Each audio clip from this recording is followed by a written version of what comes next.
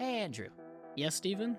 You know how we romanticize the days of going out to our local video store and sifting through endless amounts of movies, searching for our favorite films, and maybe even finding some hidden gems? Oh yes, I know it all too well. That used to be my favorite thing to do. Unfortunately, everything is online now. Well, what if I told you that there was a place online where you could get some of them same thrills as going to the video store? Are you talking about Orbit DVD? I knew you knew what I was talking about. Orbit DVD is located in Asheville, North Carolina, and online with OrbitDVD.com, they bring you everything your physical media heart desires.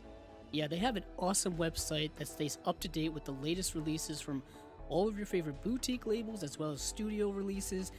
Not only do they carry American labels such as Criterion Collection, Severin Films, Vinegar Syndrome, and Warner Archive, but they get routine shipments on imports from companies such as 88 Films, Arrow Video, Imprint, and so much more. And with the option to sell or trade your used copies for cash or store credit, they really bring that video store vibe to you.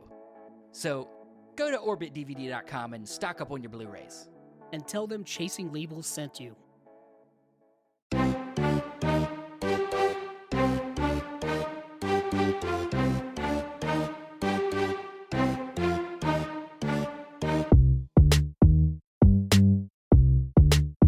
Welcome to another episode of Chasing Labels. I'm your host, Stephen Billings, and with me, as always, is our Fu Manchu co-host, Andrew Cabral. How you doing?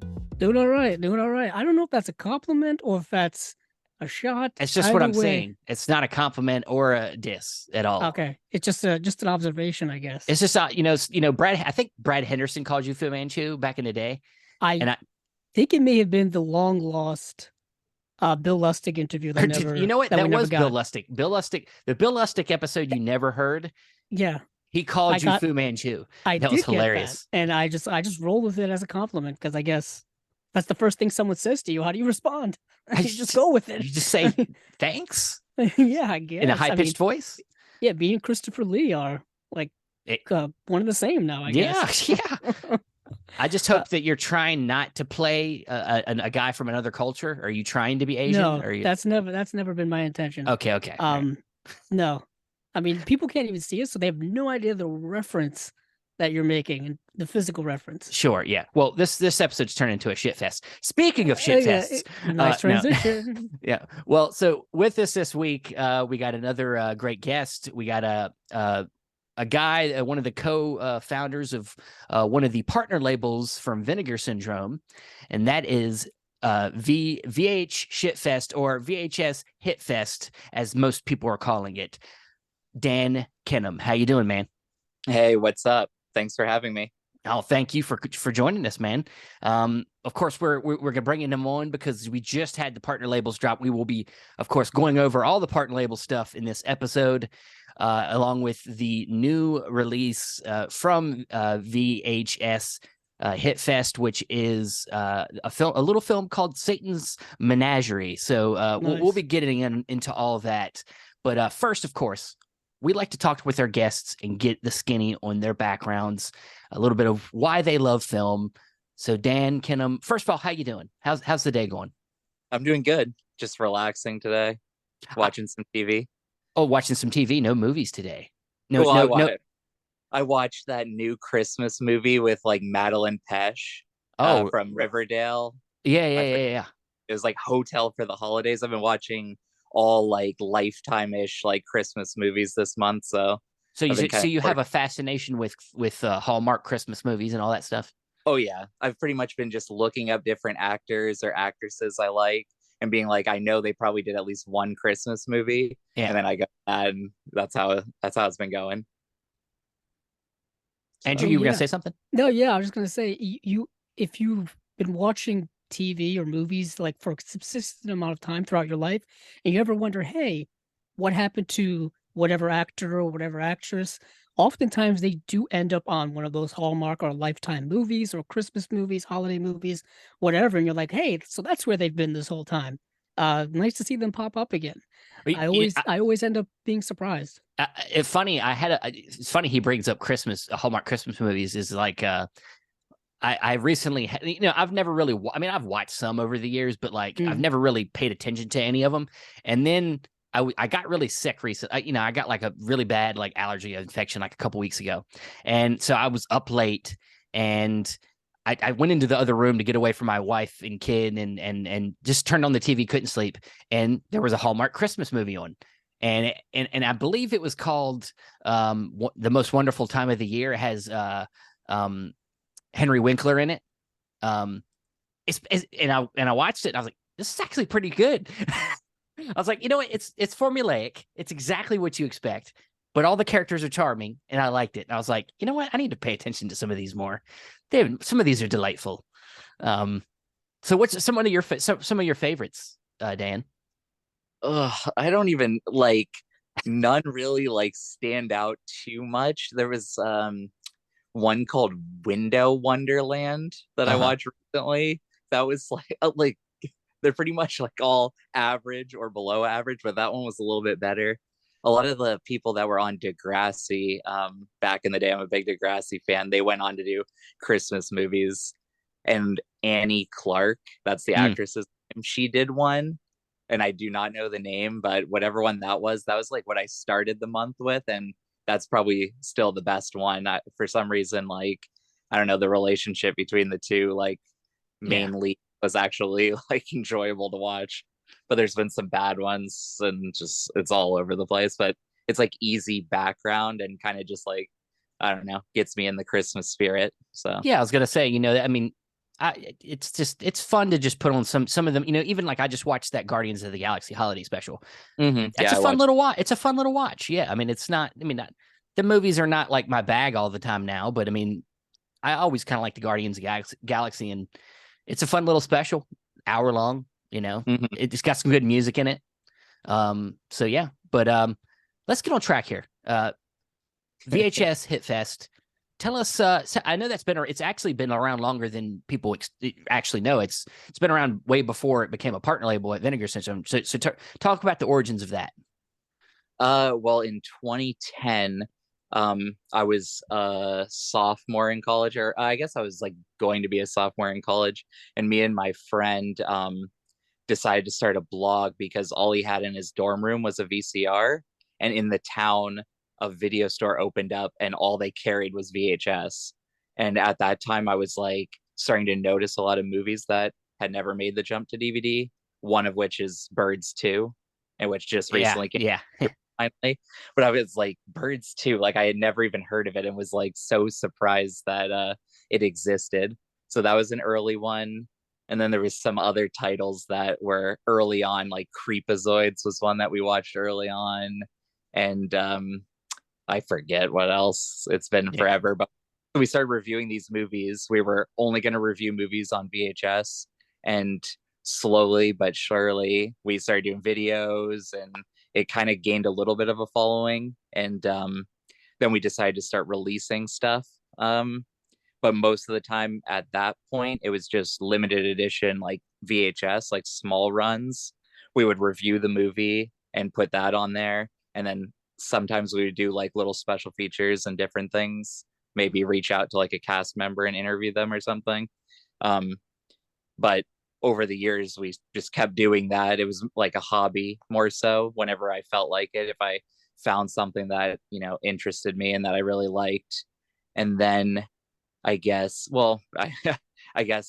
Adjust Your Tracking is a movie that I made that was in 2011 when I started doing that. Me and my friend Levi, who I call Dabby Doo, he also went to our college. So like the three of us, me, Tim, and Levi, we all kind of hung out, watched VHS, and just bullshitted about movies, and decided that VHS was becoming more and more popular. There was more traction on our site, and also just more limited edition releases from other companies. Like Massacre Video was doing some, and House of the Devil was on VHS at the time. And I think the VHS like anthology movie had just come out maybe. So we wanted to do a documentary kind of capturing this bubbling of popularity for VHS, which up until that point, most people shit on because, it was DVD, the quality of VHS just not there. So a lot of people had switched over to DVD and got rid of all their tapes, and video stores were almost all closing down. So we did that documentary, and it kind of grew and became more popular. And that's kind of led me. I kept doing the, releases here and there type of thing, but I started licensing a bunch of different movies, and I was like, I collect Blu-ray too. I collect VHS, Blu-ray, DVD, pretty much everything. And I wanted to do a Blu-ray release of something, but like I couldn't like quite fit. I wanted the slipcases to be nice. I wanted like the quality to be there, and I couldn't quite figure out like what company to use to print it. So I was just dragging my feet, and that's kind of when the Vinegar Syndrome partner label thing came to be. Earl, who does a lot of our artwork, Earl Kess, he was just like, yeah, like they might be interested in, doing something with you. So maybe you should talk to Justin, who runs OCN. And I did, and everything worked out. That's great, man.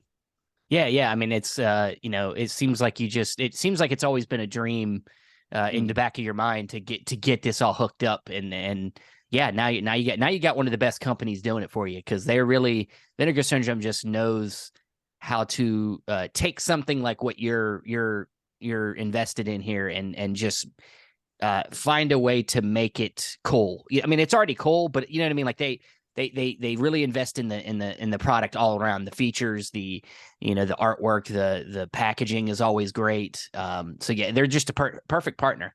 And going back to your documentary, I did get a chance to check it out. Adjust the tracking, and it's fantastic, and it really just sounds like all of us now who talk about Blu-rays, and it all ports over.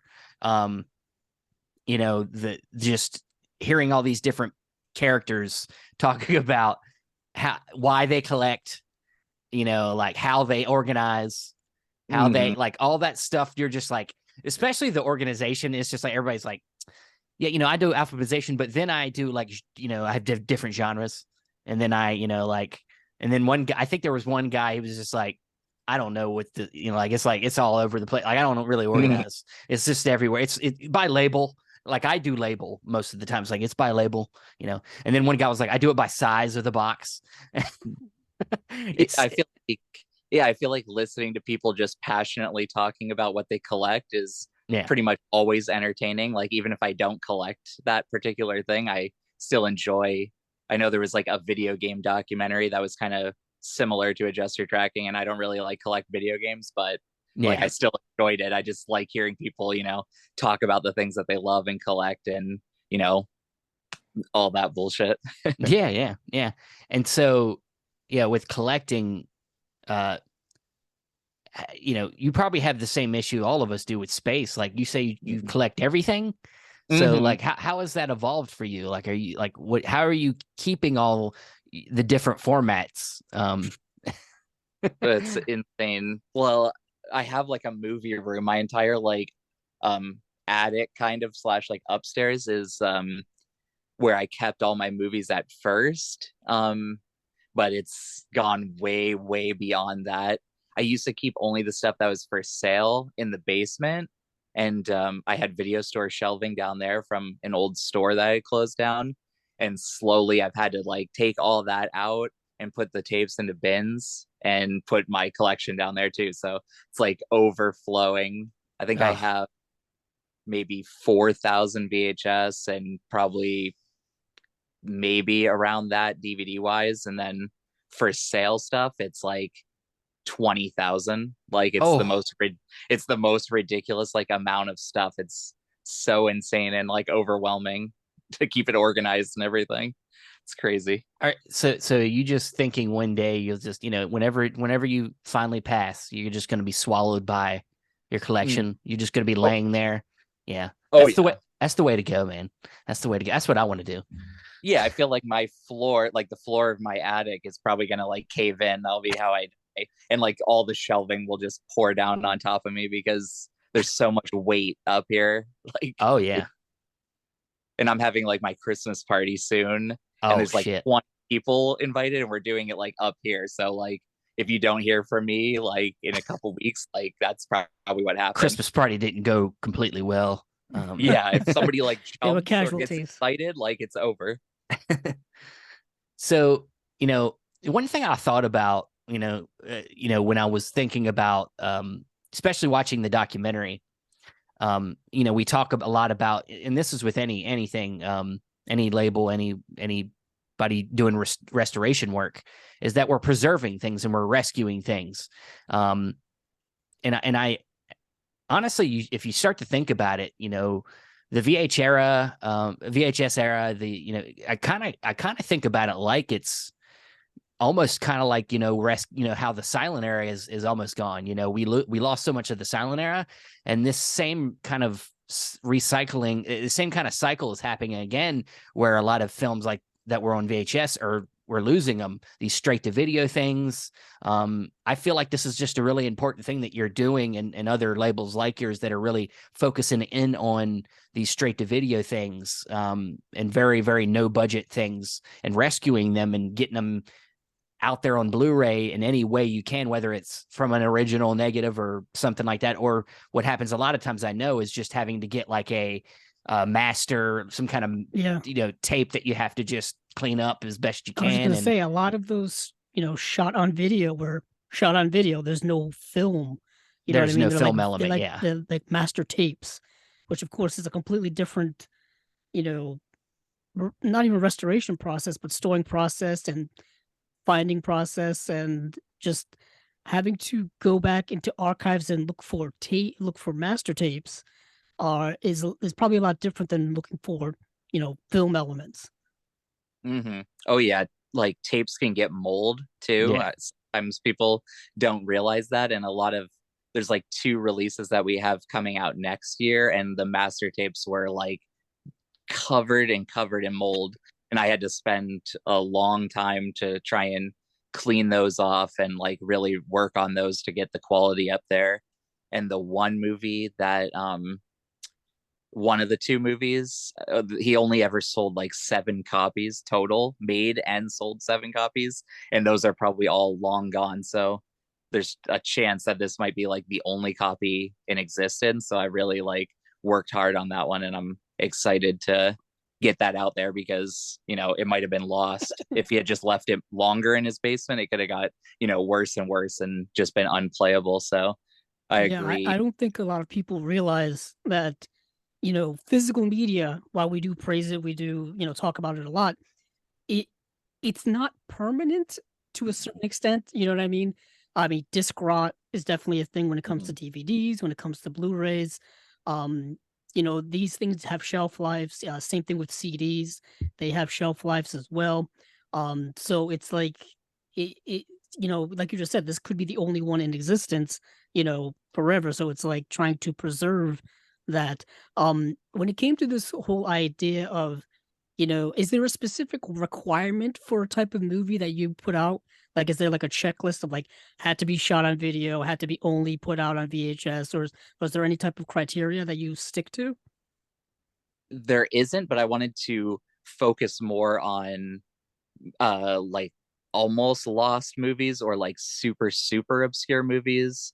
I think we have maybe 15 or 16 releases like already like scheduled, and I think only one of them ever had like a disc release at all in any way, and that's like long since out of print. It was like a really early DVD. So all the other ones were VHS only, and a couple of them never came out like at all, like never were sold or released in any way. So that's kind of our main focus, and what I wanted to do is, and I have to like the movie too, like, so I guess that does help. There's tons of movies I have that are super, super rare that aren't fun and aren't enjoyable. Those aren't going to get released. Maybe I'll do like a collection of movies I don't care for. These ones I would like to see that. Shit. Yeah. It's kind of like, I don't even know how you would title that. The shit fest. You should be the VHShitfest checklist. The shit list. Yeah, the shit list. Yeah, that's good. What's it like trying to hunt down these titles? Like, is there a database that you go to? No, this is this guy. It's his guy's basement. What are you talking about? He has them all. But I'm wondering, like, where does one find these specific type of movies? Because just finding them in general is tough. But just finding any information about them About online, them you're is just like, tough. where, Where do you like your go? first release, Corn Shucker. Like you can't find shit on that movie. Like Mhm. we It's an tried, we enigma. tried. Yeah, that one had no like IMDb. I don't even think when No, that's another thing I love, like just collecting wise, is finding the stuff that has like no online presence at all. And I'm just like, well, what is this? well, it Basically, pisses. like, is this even a movie? Like, Well, it pissed us off because we couldn't talk about it. Really, we you know, if you know our show, we like to watch it and talk Yeah. about stuff. We couldn't do that for that movie, and we're like, what the hell, man? Well, yeah, Corn Shucker is the one. It's an enigma now. But I guess like if you really want to watch it, you Well, can yeah, buy it. now You you can buy buy the it. Now you release. buy the thing. Now you buy the release. But yeah, it's just like some of these are the we talk about this a lot of the stuff that Severin has put out, that Vinegar Syndrome has put out, these partner labels have put out. You can't really find them anywhere to stream, to rent, to buy on disc, to buy on whatever, because they've never really gotten any type of release. But when it comes to VHS Hitfest, that could not be more true. Could not It's be the more true. truest. It's the truest of the enigmas. But fortunately, I was able to see Blood Hunter. Because if you do go onto YouTube, you can find a rather poor looking version of that movie, Blood Hunter. And it's very interesting. But Corn Shucker remains an enigma. Well, But yeah, I'm convinced. I mean, it's still standard editions out there. I think I am going to pick that up soon because I just it sounds too interesting not to pick it up. Like well, I mean, I at wanted this to pick point, it up initially, but at the time I didn't have yeah, the funds to do it.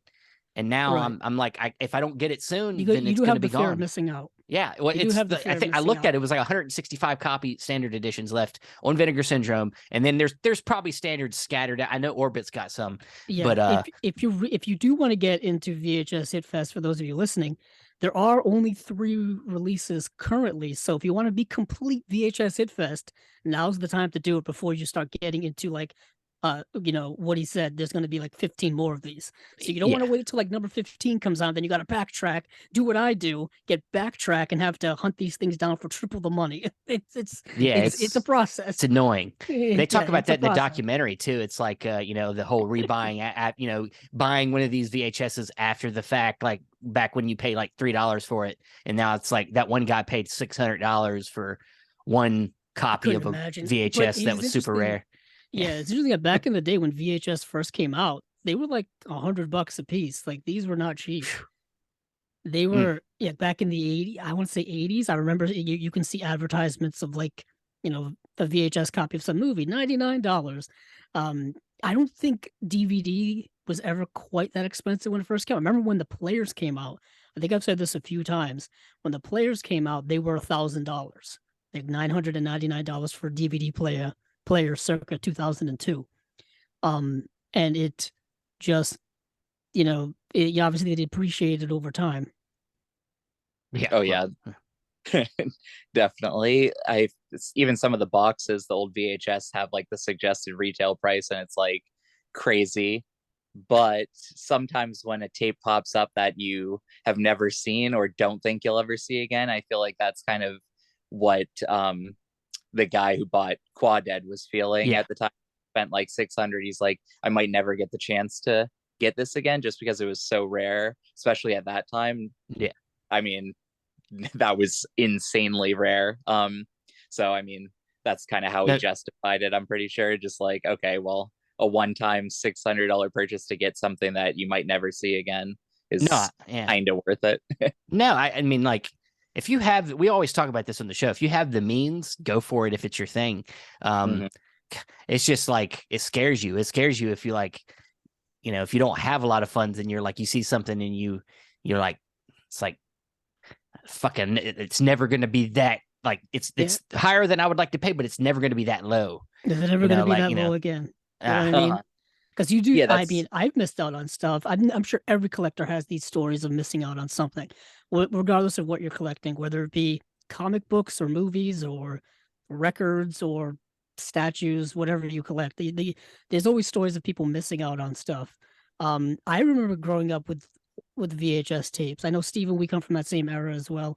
I think a lot of the people we've had on the show and a lot of people we've talked to started out in that era. Some with laser discs, but laser discs were never my thing. I don't know if it was just because, as a kid you don't really like look, you know what I mean? But I know a lot of other older collectors had laser discs, and those are kind of interesting to collect now. They're record size, so you keep them like records. That's a cool niche thing. Like VHS is, I think, making a little bit of a comeback. Well, I don't know it's if been anybody's been popular. noticing that.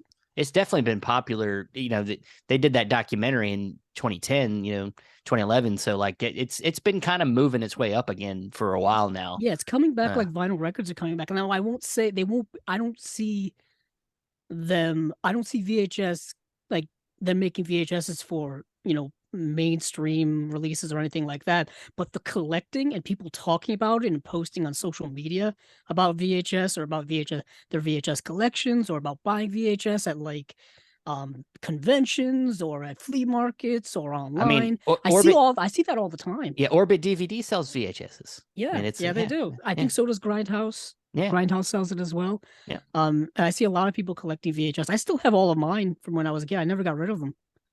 I don't know if anybody else got rid of them for space or whatever reason. Do you have to purge? Do you have to purge any of yours every once in a while, Dan?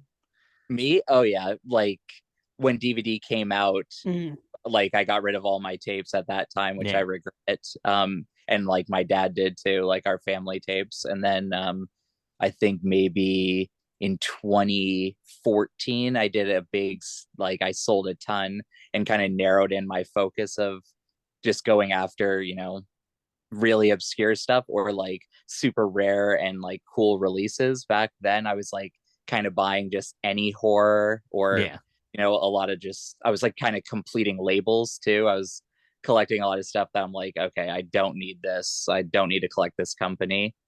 But like what you were talking about, how VHS is kind of like making a comeback. I feel like right now it's like there's a lot of people that think it's like cool. I don't know if it'll ever get to the point where it's like it's cool enough for those people to start collecting it as vinyl is. Like vinyl became cool and then like people actually went out and started buying it. I feel like Stranger Things and like Target, I think, had a VHS like for Stranger Things. They did like the Blockbuster Netflix show. There's like Terrifier 2 has a VHS coming out, stuff like that. It's like those, I don't know if it'll ever like, get to the vinyl point of like people, having shelves and shelves of VHS, but I think a lot of people think it's, a cool thing right now. So it's very like, I would say product specific, or I would say brand specific, because as you said, Stranger Things takes place in the 80s,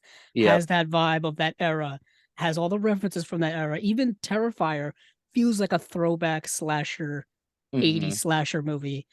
You know what I mean? So it feels like it fits that to have a VHS of that, because that aesthetic would make it, that much more. Well, I was going to say, I think it's about the aesthetic more than anything. I think people love the aesthetic of VHS, and they're using it. They're making filters for it for, anything on Instagram. Instagram, whatever people are using, they're making these VHS filters, and even YouTube had a VHS filter like a few years back, like where you could watch videos in shit quality, basically. Yeah.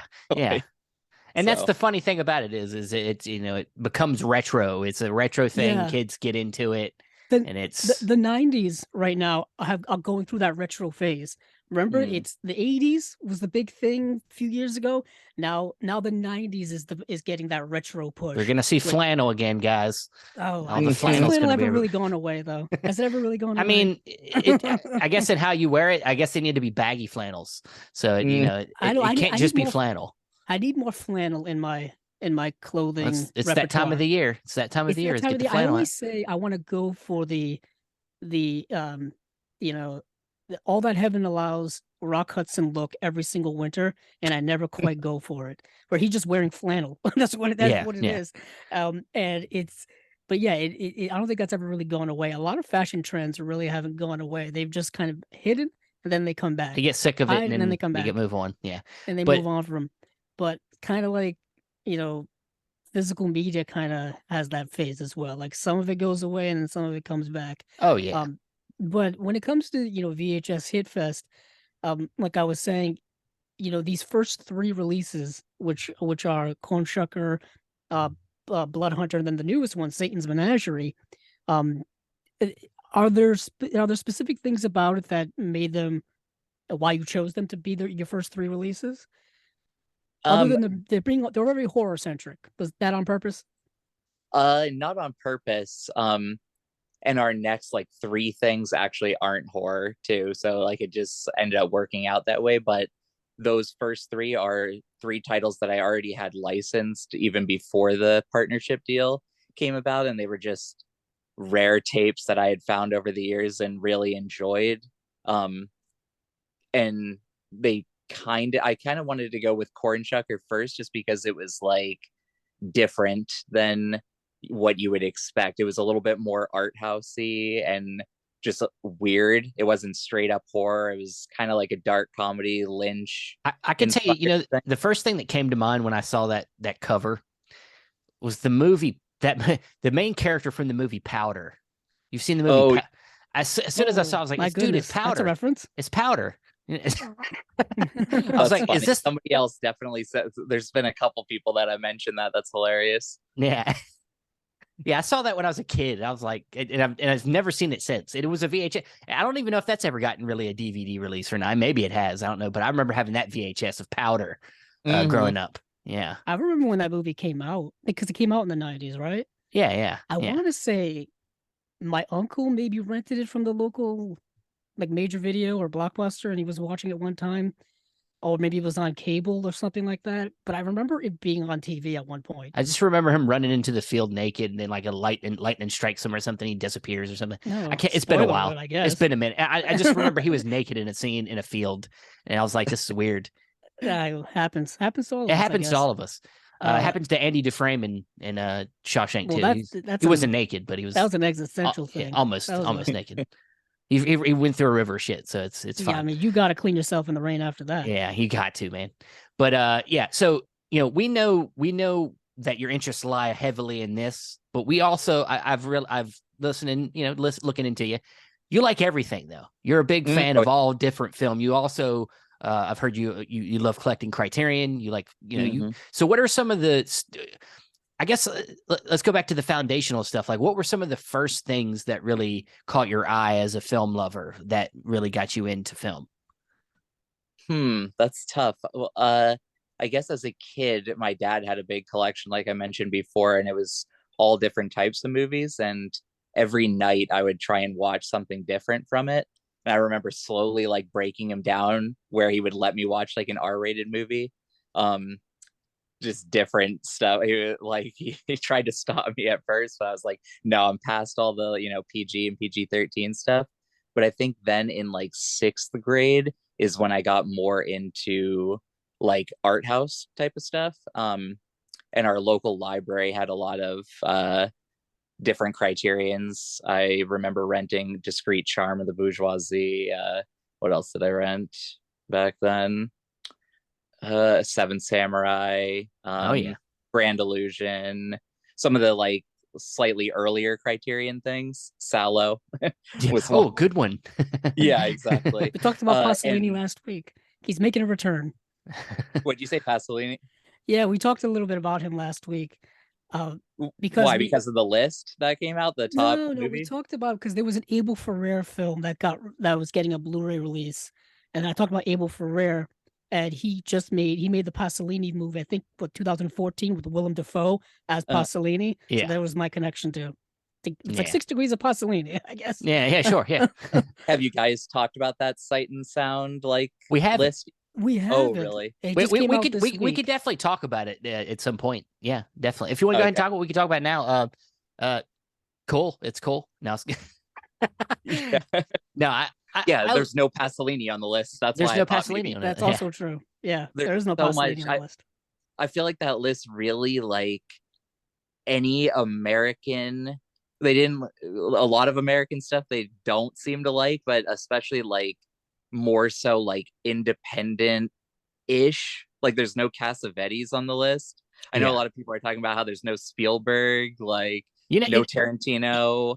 you know what bothers me, and this is probably just me. Too What? much Kubrick on the list. Oh, way, too much.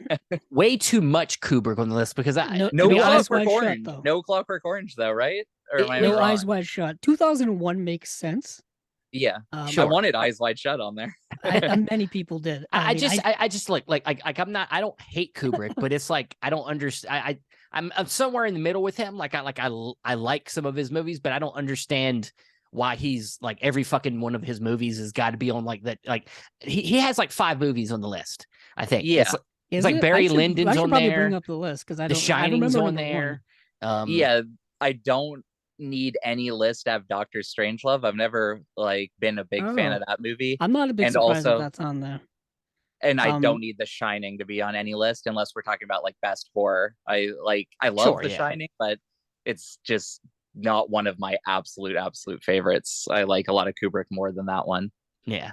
I mean, I like it's one of them things where it's like you know, a lot of people compare Christopher Nolan to him a little bit, you know, how his style is. He has this coldness to his movies, and some of them I like and some of them I don't. I don't, you know, and I know the type of filmmaker he was very like, you know, he would make people do many takes, and he was always trying to be perfectionist, and you know. Yeah, he's a unique direct. Yeah, he was. I know you're a big fan of him. He was a perfectionist to the umpteenth time. Yeah, he made, you know, the poor boy who played Danny do 120 something takes in one scene. I mean, he was of course he was a harsh director. There are a lot of people who were like him. You know what I mean? Sure. Very harsh directors in terms of being a ultimate. I don't think there was any Cronenberg on that list. Where the hell is it? I don't know. I mean, there's a lot. I mean, so many different directors that don't even have any presence on that list. I mean, it's 100 films, and you're talking about what 100 and something years worth of cinema. There's what tens of thousands. I get it. It's kind of ridiculous. You know, I feel like it's more of a fascination to me than it is any type of like this is the definitive list of all time movies, and I'm like, not really. It's it's cool to see what's. I'm more interested to see the directors' lists. You know, like when they those have been coming out. I find those to be more fascinating. Yeah. Than this actual list. I mean, I don't mind. You know, a lot of people argue about what's not in it, what got kicked off, what got included in it. There's, to me, you start drifting into the gatekeeping of cinema, where you start fighting over like all of this, and it's like that's when I'm like, that's, to me, cinema is too much. Is there's no gate when it comes to cinema. You know what I mean? There's no prism to put it in. There's no prison to put it in. It's so much and so many things and so many facets that having these arguments about like what's great, what's not great, what should be on a list, what's not should be on a list is immaterial to me. You know what I mean? It does show that there are a lot of people who don't like a lot of movies for very specific reasons. Some are prejudiced, some have good reasons, but as we all know, movies are subjective, you know, and whatnot. So I would say that it's kind of cool to see a new number one though. Gene Dialman, you know, 23 Quiet de Commerce, 10 Brussels, which is a film I think you brought up a few weeks ago, Stephen, when we were talking. We got into little Chantal Ackerman, I think, and you had brought that movie up. It's still a movie I have not seen yet because it is very, very long. Yeah, there is a Criterion Blu-ray of it. Yeah, but it's very, very long. But you do get the usual, you know, the top 10 is pretty damn solid in terms of like, you know, these are all movies worth watching. Stephen, did you bring up the list, or we just? No, Dan's trying to get some words in, but you're just going off, man. I'm not even paying attention to. You're not even looking at your guest on the show. Go ahead, Dan. Yeah, say really. some words. Come on now. No, I like what you had to say. I agree. I feel like there's certain people that are arguing about the list and like talking about it in like a super like pretentious way, like. But I did grow up on like forums and like arguing about lists. Like I have fun. I feel like if you don't take it too seriously, I love like debating movies with my friends. And arguing to the like Get Out, for example.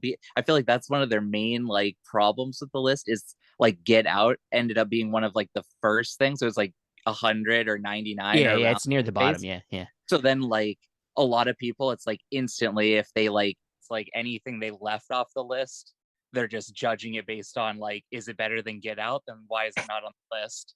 And a lot of people have a problem with it being such a new movie and one of the only like 2 or 3 horror movies. It's like, so Get Out is the 3rd best horror movie ever made. I don't Yeah. like, so there's a lot of like issues with that being so early on in the list. It's like when people click it, they immediately see that and then they like look for their favorite movies. And when they're not on the list, it's like the list is bullshit, basically. So I think that was an issue they had. Yeah, Yeah. I was just gonna say, is there ever going to be a list that people are not going to be upset about in some way, shape, or form? Probably not.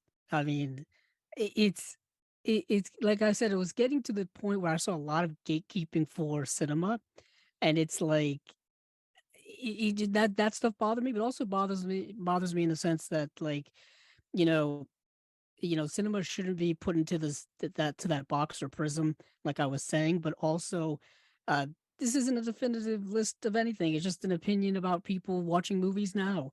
And I think, like as times change, as movies change, people's perspective of movies change because it's always an evolving medium.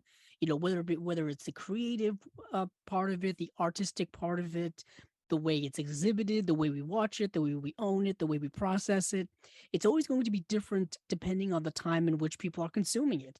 It's not people watching these movies 30 years ago are not the same people watching them now, for the most part. Yeah, and it's it's one of them things where I think the people that put this on, Sight and Sound, they probably they know that they have to know that this isn't like, if you take this too seriously, it loses its fun. And I think people just take it way too seriously. I mean, I think most people take it way too seriously, and it should just be a way to discuss interesting films. And I think that's why they wanted to. I think that's why some of these films you see popping into the list, like a Get Out, or there's probably, I haven't really looked through the whole list, but Right. I know Portrait of a Lady on Fire is up there at number 30, which is obviously that's a pretty big high. jump, But yeah, for a brand new entry. yeah. To me, it's warranted. I think the Oh, film is fantastic. it Uh, is.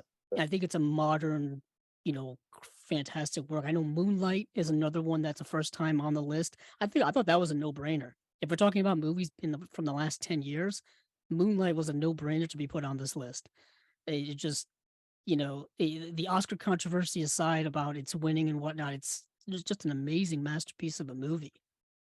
yeah, so Agreed. but yeah, it's a cool, I think it's a fun thing. It's like, like the Shelf Shock Movie Awards we're doing. I think it's just a good way to, Nice plug. yeah, nice plug, right? It's a nice way to shed light on movies. I mean, I think that's the way I like to look at it. It's a way to create discussion, hopefully healthy discussion. Yeah, But and there are a lot of movies that didn't make the list that I think are still worthy of discussion. Um, like I don't think Alfonso Cuarón's Y Tu Mamá También is on the list, and I would have put that in like a top 100 list, if I was personally doing it. A lot of other films that just didn't make it, uh, but you can't even exclude those movies from praise. The ones that made it and the ones that didn't make it, the ones that were on it and then left and then were replaced by like 25 new films, which I think it was like 25 out and then 25 in or something like that. It's like those movies that left the list should still be worth mentioning. Just because they're not on this list doesn't mean we got to forget about them, that they're not important, you yeah. know?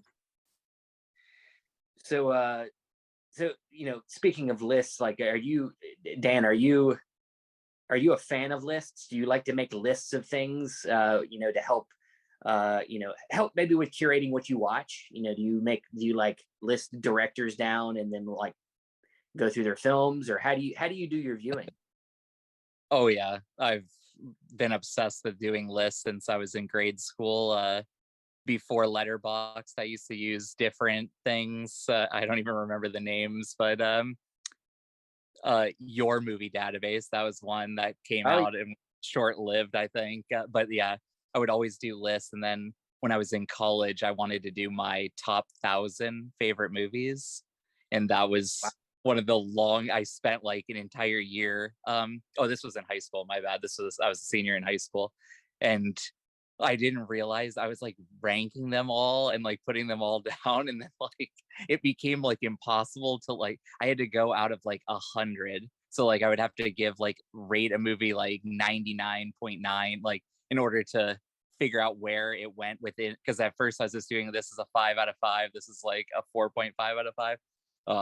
But yeah, I love it. I love doing lists. I have Letterboxd. I have a huge watch list that I add to all the time. I think I like seeing other people's lists. A lot of our friends will do lists and then we'll argue about them. And that's always, a good time, just bullshitting and fighting over where they place stuff and what's not on there. I think just growing up, going on forums as like a kid, movie forums, that's kind of where I got that.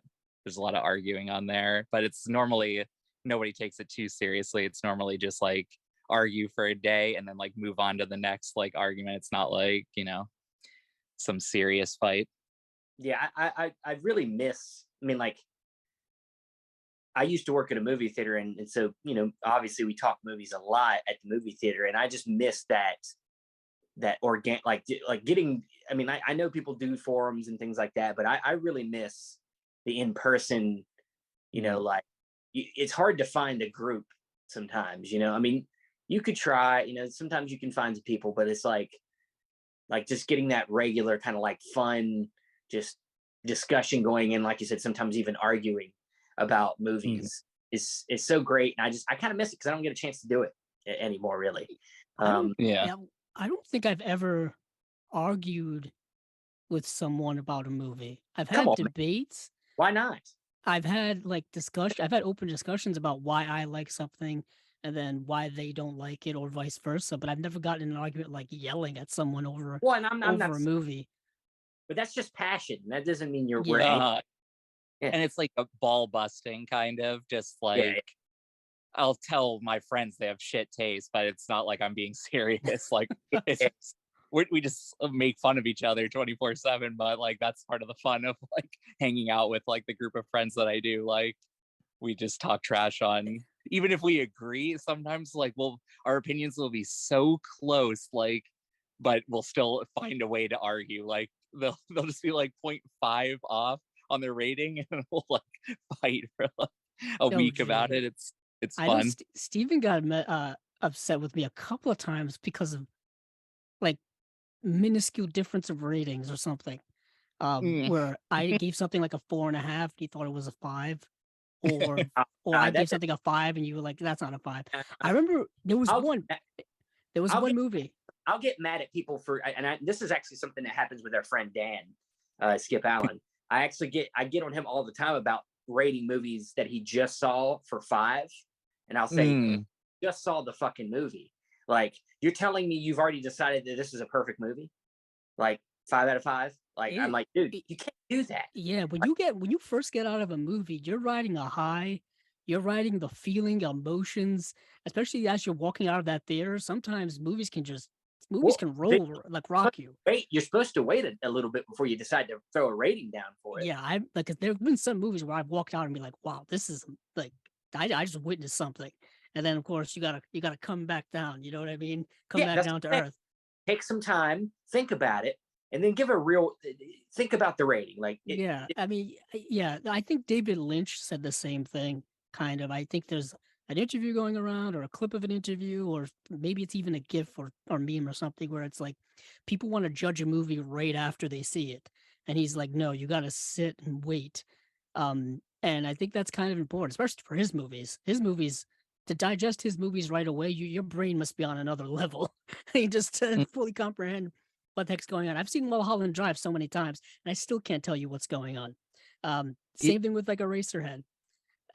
And it's kind of like, everybody's got the way they interpret movies, the way they analyze movies, and whatnot. And it's just, it's different for everyone. But I've never argued with anyone about what they rate a movie. If someone wants to put it a 5 out of 5 on Letterboxd a minute after they see it, good for them. I mean, at least if you want to justify it, tell me why. Why is this so good? Break it down for me. Just don't post that random 5 out of 5. It's been a while since I've given a movie a 5 out of 5. I don't think I've seen a movie this year that's come out this year that I've given a 5 out of 5 to. Yeah. I think I've gotten close. Yeah, I try not to just give out fives too often. I like really reserve it. And yeah, there hasn't been any movies this year that I've given a 5. But I have watched a couple movies that I've given a 5. Like I had never seen Autumn Sonata, the Bergman movie. That just knocked me. I don't like to grade right away, but that I could just tell the second it was done, I'm like, that straight up was a masterpiece. Like I'm giving that a 5. But like you mentioned Lynch, that's a good point, because when I was in when I first saw Mulholland Drive, I didn't like the movie, and I've rewatched it 10 times since probably, and now it's like one of my absolute favorites. So I mean, I'm sure there was a really cringy early review when I first watched it where I gave it like a 2.5 or something and was just like, this isn't good. So I agree with that. Maybe hold off on rating stuff until you really like let it soak in. Yeah, and I think sometimes it's just good to like I mean, not even just soak in on that first viewing, but like you said, multiple times. Yeah, rewatch. Yeah, and there is maybe something to, like, maybe if you rate it initially, obviously Letterboxd allows you to rate things multiple times. You can go back and compare last rating. There's something to that, but typically, if there's something I really love right off the bat, it's at least getting a 4.5. It's not getting a 5. It's getting a 4. I'll leave it there, and we'll let time decide whether it goes up a half star or not. But yeah, it's fun rating things. I think some people they kind of poo-poo the rate, because we're in that Rotten Tomato phase of kind of criticism, where it's very simple. It's probably the most misinterpreted rating is the Rotten Tomato meter. In terms of like the way people interpret it or the way people view it, it's like that's not actually the way that works. But people explain it so many times, yet people still don't get it. But some movies have like a good rating there, but it's really like, it's just no one really hated the movie, but no one really loved it either. But people will see that Rotten Tomatoes thing and be like, oh, this must be one of the best movies ever. Like, let me watch this. But yeah, that whole score, I never really check that too often. No. But all right, well, we've had some lively, varied discussions here. I love it. But let's get into some Blu-ray announcements. And do we want to save Vinegar Syndrome for last, or should we start there, Andrew? No, I would say we save it for last. That's the biggest slate. That'll be the headliner. Plus, it'll give us a chance to. We'll get back around to Satan. Yeah, Satan. It'll be back around to Dan and VHShitfest and the newest release and whatnot. So that'll a good way to close the show. I love the title, Satan's Menagerie. Nice. So we do have quite a few things going on this week. Some things here or there. Some things are going to be things that you've probably already heard of and maybe sick of us talking about it. But it's worth it one more time for everyone to finally get their closure about this much anticipated release. And that is, we talked about it last week. We told you the pre-order was coming for Martin from Second Sight. It's here. We're getting there's a limited edition release. I think there's a standard release and a standard Blu-ray, if memory serves. And it's coming with all the bells and whistles that you could possibly want. We're talking, there's 4 audio commentaries on this thing. There's all kinds of special features, really cool artwork. It's got all the extra goodies inside as well. You can pre-order that, directly from Second Sight, but only if you're in the UK, I believe. That was the thing that they posted, where people were ordering outside of the UK and they had to cancel those orders.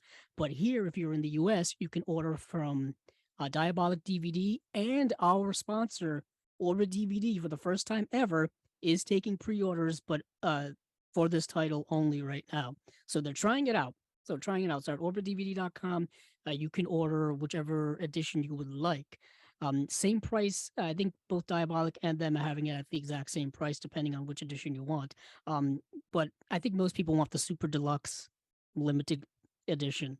If you're gonna splurge for a Second Sight release, it's worth the extra money for these extra editions. Because I just got my first one and I regret not buying a lot of these when they came out.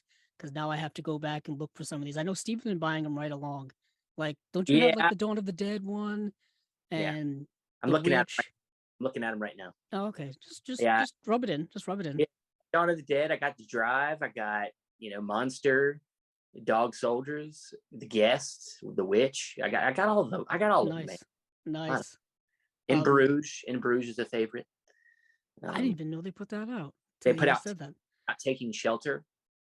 Nice. Yeah. But those aren't quite the big thick sets, right? Or are they? Right. Every one of their releases are rigid. They all Okay. serve rigid boxes. Okay, it just makes me extra jealous. I Right. did actually get to watch Martin for the first time in leading up to this episode. Steven, I don't know if you've seen it, but apparently it is George Romero's favorite of his films that he made, which I did not know. I didn't know that. Yeah. Which I did Dan, not. have you seen Martin? I did forever ago. I was actually talking to my friend about that release that's coming out, and it's not one that there's certain things where I have to buy it again, but this isn't one of those ones where I really need to drop the money to get another one. It's like, I know a lot of people get excited about it, but I didn't even get the Dawn of the Dead one, and I like Dawn of the Dead way more as far as Romero. I don't know, just certain movies that have been released a billion times over the years, and I've already had the DVDs, and like they're not one of my absolute favorites. I don't need to upgrade. Oh, okay. Oh, yeah. It's an interesting movie from George Romero, because if you're not a big George Romero fan and you just kind of know the highlights, Night of the Living Dead, Dawn of the Dead, Day of the Dead, he did a whole bunch of other movies in that time period that are different, but within the horror genre. Doesn't Arrow have that box set of those 3 films? Stephen, early Romero set. Yes. His first movies. Yeah. And it has or the second, third, and fourth movies is what I mean. That's what it is. Yeah. So there's those, and I think if I remember, that box set has. Oh, didn't he do like is that the Crazies? Yes, that's one of them. The Witch, and then there was a third film in there, I believe. I probably could get up. Okay. But you could, yeah. So there's plenty of Romero that's outside of his usual stuff that people know of. That Martin kind of fits in that way as well. I liked the movie. I thought it was really interesting, dark, and I believe it was the first time he had worked with Tom Savini. Yeah, I'm getting that name right. And I believe he did the special effects works on that movie with like the blood, and like there's like razor blade cutting, so there's like stuff on skin. It's a dark movie. I really dug it. I'm really looking forward to this release. But moving on from there, I guess we can. Once again, Shout Factory is going a little crazy with their upgrades when it comes to several releases. We're getting a 4K UHD upgrade of Dragonheart. Of all the movies, Dragonheart's getting it. The movie starring Dennis Quaid, David Thewlis, Sean Connery, that kind of 1990s fantasy dragon movie. I remember when this movie came out very vividly. I only had seen it like within the last 2 years, and I completely forgot that I saw it until I had to look it up. But that's getting a release. But what's getting a release that I'm looking forward to is Bubba Hotep. The reason why is I was thinking of upgrading to the Blu-ray for the longest time, and now I can just wait to upgrade to the 4K. And Bubba Hotep is a unique film starring Bruce Campbell. Steven, I know you've seen it. Oh yeah, a big Bruce Campbell fan. There were a couple good upgrades. I mean, I don't even think I've ever bought Dragonheart. I remember seeing that one a lot growing up. The dragon effects in that film are actually pretty good. Dan, you familiar with either of these, and would you be upgrading? Bubba Hotep I've seen, and I don't need to upgrade that one. I think it's pretty good, but I don't love it. The other one though, I definitely want to buy because I've never seen it, and I feel like I'm in that kind of mood right now for like a 90s like kind of cheesy fantasy type of thing. So that seems like definitely one I'll grab. Nice. And then lastly here, there is a double feature 4K upgrade. and that is the Slumber Party Massacre and Slumber Party Massacre 2. Interesting. I don't think I've seen a 4K UHD double feature together before until now. And these are upgrades, I think, from the Blu-rays they have already put out, if memory serves. And Dan, these are coming out in February. we know you've seen these. Me? Come on. Oh yeah, I'm definitely buying these, and I'm excited too because I like heard reason that like a lot of the Roger Corman stuff wasn't getting released was there was like some issue with his family maybe. So I'm hoping this release means that others will come. I want Not of This Earth, the Tracy Wow. Ullman movie. I need a 4K or just good Blu-ray of that. That would be amazing. And some of his other stuff, Carnosaur trilogy. There's a lot of random different Roger Corman produced stuff throughout the years that I would love to get, but Slumber Party Massacre 1 and 2, I'm buying that for sure. I love those movies. Oh yeah, I wonder why the third one really isn't like. there though. Yeah, I was gonna say there is a third one that it's just not. Maybe they don't have the rights to it or whatever the case I may had the be. old set that had all Okay. three. I think that's a Blu-ray set. It's a nice special feature packed like set, but I'm not sure why. Maybe they lost the rights, like you said, or something to the third one. I'm not sure. Yeah, I really like this is the original Slumber Party Massacre from 1982. This is a solid 80s slasher. Of all like the 80s slashers, this is one that I really really like. I like the premise of it. I like the fact that it's not over the top. It's the killer is unique in the sense like he's not like the typical killer that you get in a lot of the 80s slashers. He's not over the top. You don't really know why he's doing what he's doing, other than the fact that he's like an escaped person from a hospital or something like that. That's all you get. He's got a unique way of killing people with like a drill, right? Which you think would eventually run out of a power or battery or whatever it's using. No, it just goes on forever. It just goes on forever. The second film is very different, and the second film is not as well beloved as the first film. Second film is all of the 80s cheesiness that you have with slasher films is in that movie. It's an odd film, I'll say that. Yeah, it's kind of the opposite of the first film in terms of tone, in terms of everything in it. But I guess it's an interesting double feature just to see the difference between, what they made in 82 versus what they made in 87. Yeah, Steven, have you seen either Slumber Party Massacres? I have not. I Okay. have not. Ooh. I'm always Get- down for a good slasher. So, but it sounds. This seems like you're saying that the two are kind of different. So different. It seems to be a theme. It seems. We talked about that a lot when we talked with Brad Henderson about, because the Texas Chainsaw Massacre 2 release was coming out when we talked to him. And we talked about how there's so many horror films that decide in the second film to just really change it up. And I love that. I think that's something that I think most recently we saw that with, I think one of the earliest recent examples is Happy Death Day.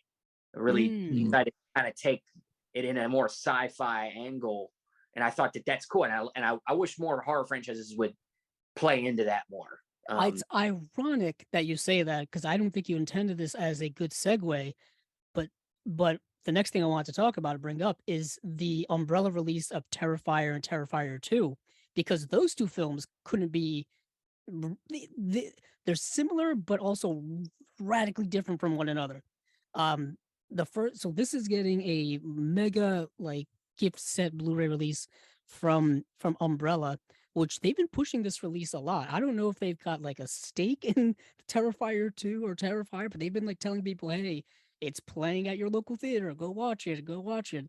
But this is getting a big collector's edition of just all kinds of stuff. It's a 2-disc set, plus you're getting Terrifier on VHS. You're getting lobby cards, you're getting posters, you're getting, a book and post and stuff like that. But what is interesting is that the first film is like this super low budget, gritty, just throwback slasher film that all takes place in like one night, one location. You could tell they don't really have the money or the budget to really do a lot with it. And it's more grounded, in relative terms than the second film, is 2 hours and 18 minutes long, while the first film is under an hour and a half. And it just goes for broke in every regard when it comes to gore, when it comes to like plot, when it comes to themes. It's going for something, I don't want to spoil it, but it's going for something more supernatural, more mystical. For those of you who have seen it, understand what I'm saying. Like there's literally like a good versus evil type battle in it. And it's a long movie, and trust me, if you don't like gore, this movie will probably make you sick because it is gruesome Terrifier 2 in every regard. Like, and Yeah. every single type of squishy, bloody, guts, everything is in this movie. Yeah, And- Dan, are you a fan of the Terrifier films? I actually am not. I've seen both of them. That's like one of the main things that me and Understandable. my friends have been arguing about since like Halloween time. That seriously comes up so much because my good friend, he like really loves both of them, and I'm not a fan. Like I respect it 100%. Like I went to the first night that they showed it, that when it was just like a 1-day event for Terrifier 2, and like I'll see anyone's in the future, but yeah, it's like kind of just too much. Like Yes. I like gore, but I feel like I would rather shorter like gore scenes. I feel like it's more creative than just like every time he kills somebody, the director, like it's you just it's focused on it for like 10 minutes straight of Yes. just like a dummy getting like body parts ripped off. I And don't it's know. obvious that it's a Mhm. dummy. Like they're not hiding it. It's Mhm. yeah. You know what's to me that's kind of one of my biggest things with the film as well is that the longer it goes on and the more and more you see, Art the Clown, commit these radical murders, the less and less effect I think it has on you as a viewer. At least Mhm. for me, it didn't seem scary. It didn't seem gory. I became a little desensitized to it because it was kind of the same setup, same follow through, same Yeah. result, and he's also like way more funnier of a character than I thought he was going to be. Like he's kind of like cracking jokes and making a joke out of the whole thing, which is sinister, but it's also kind of like after a while it gets It's repetitive and annoying. you're just you get diminishing returns, you know what I mean? It doesn't mean that's not Mhm. entertaining for some. If you like torture porn, if people are in that type of subgenre of horror, this will give you all of that and then some. If you're not into it, not so much. You're gonna get bored with it after a while, and then the plot tries to do a lot to kind of balance it out. But even at 2 hours and 18 minutes, I felt like the plot wasn't substantial enough to really carry the movie. And it's not to say that I didn't like it. That's kind of like my little mini review of Terrifier 2, if Oh anybody wow, cares out there. we're gonna get that, man. Yeah, Thank I don't know. I guess I had something to say about it. But this is a mega release from Umbrella because I guess they got a stake in it or something. So if you are a fan of these movies, you can get this super deluxe release, which I think is, I don't know if it's exclusive to their store, but this may be the only place to get it. Well, I mean, and once again, typically Australian releases end up being region free, so anybody should be able to get it and be able to play it in their player. Yeah, and I'm pretty sure we're going to get some type of release here as well. I don't know if we've got an announcement yet here in the US. I think there has been an announcement for Okay. a Blu-ray or 4K here as well. I can also tell people that Terrifier, the first film, is streaming on Tubi as of right now, I think, for people who want to see that and just curious about it, but it's not even close to what the second film is offering. There is a new audio commentary on here, like I said, by Kat Ellinger, which I just thought was fun to bring that up since She's she was everywhere. on a show. She's everywhere. She does everything. she's got an audio commentary on that Martin release. Yes, she does. My goodness, working overtime. But taking a radical shift now. Let's move over to Kino, just because we haven't talked about them in at least maybe 2 episodes. I don't know. But I want to pick up right where we left off. And coincidentally, we talked about so much Francois Truffaut. I think the last time we covered them, they got more on the deck for us. They have a 4-film collection of actually a bunch of his 70s work. So it's on 2 discs. So I'm assuming you're getting 2 movies per disc.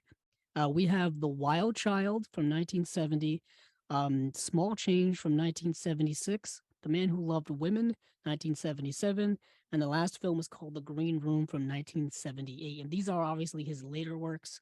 But this was part of whatever deal they made when they got a bunch of Truffaut stuff that we talked about many episodes ago. I mean, if the price is right, this looks like a great collection. Price is wrong, Bob. And you a Truffaut fan? Oh yeah, I love Truffaut. I think I've seen 2 of those. I would have to check my letterbox because, like, I get in my mind, I can't remember exactly.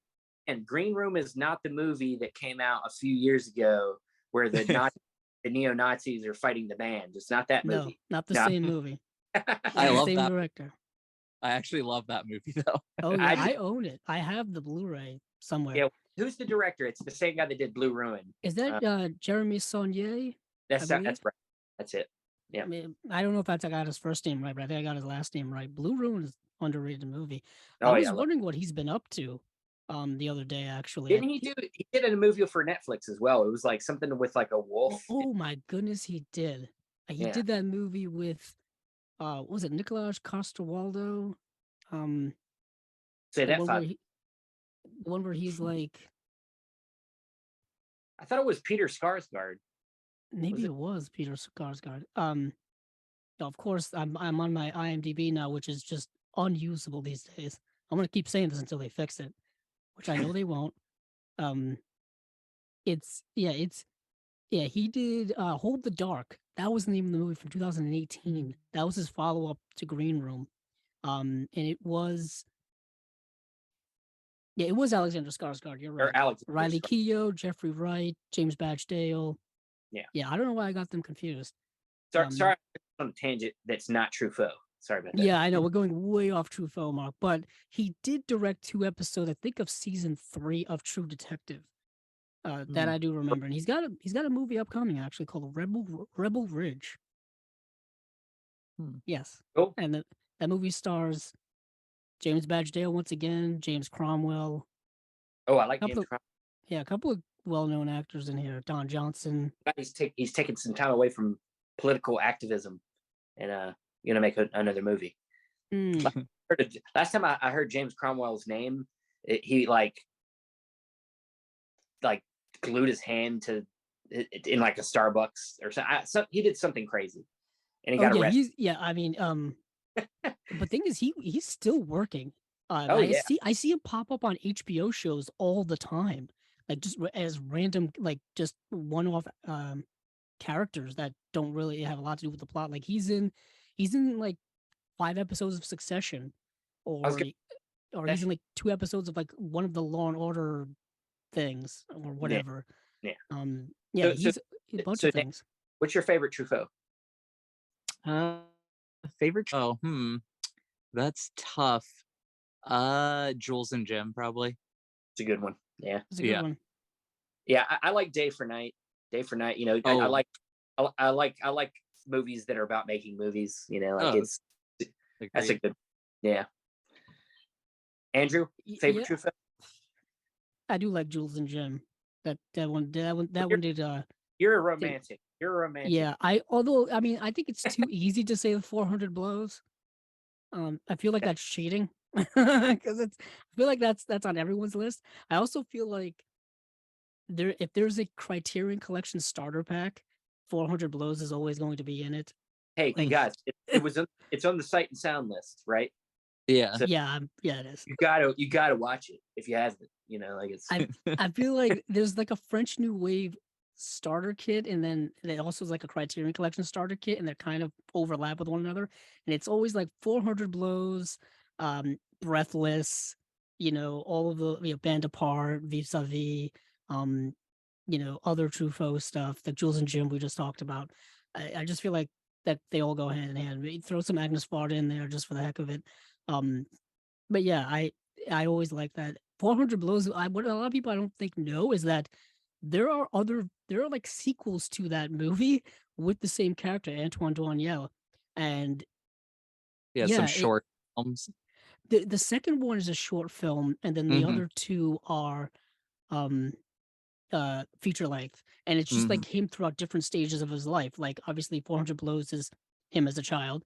The next film which is the short film, is him as a teenager, then young adult, and then older adult, and you kind of just see like his life and how it goes.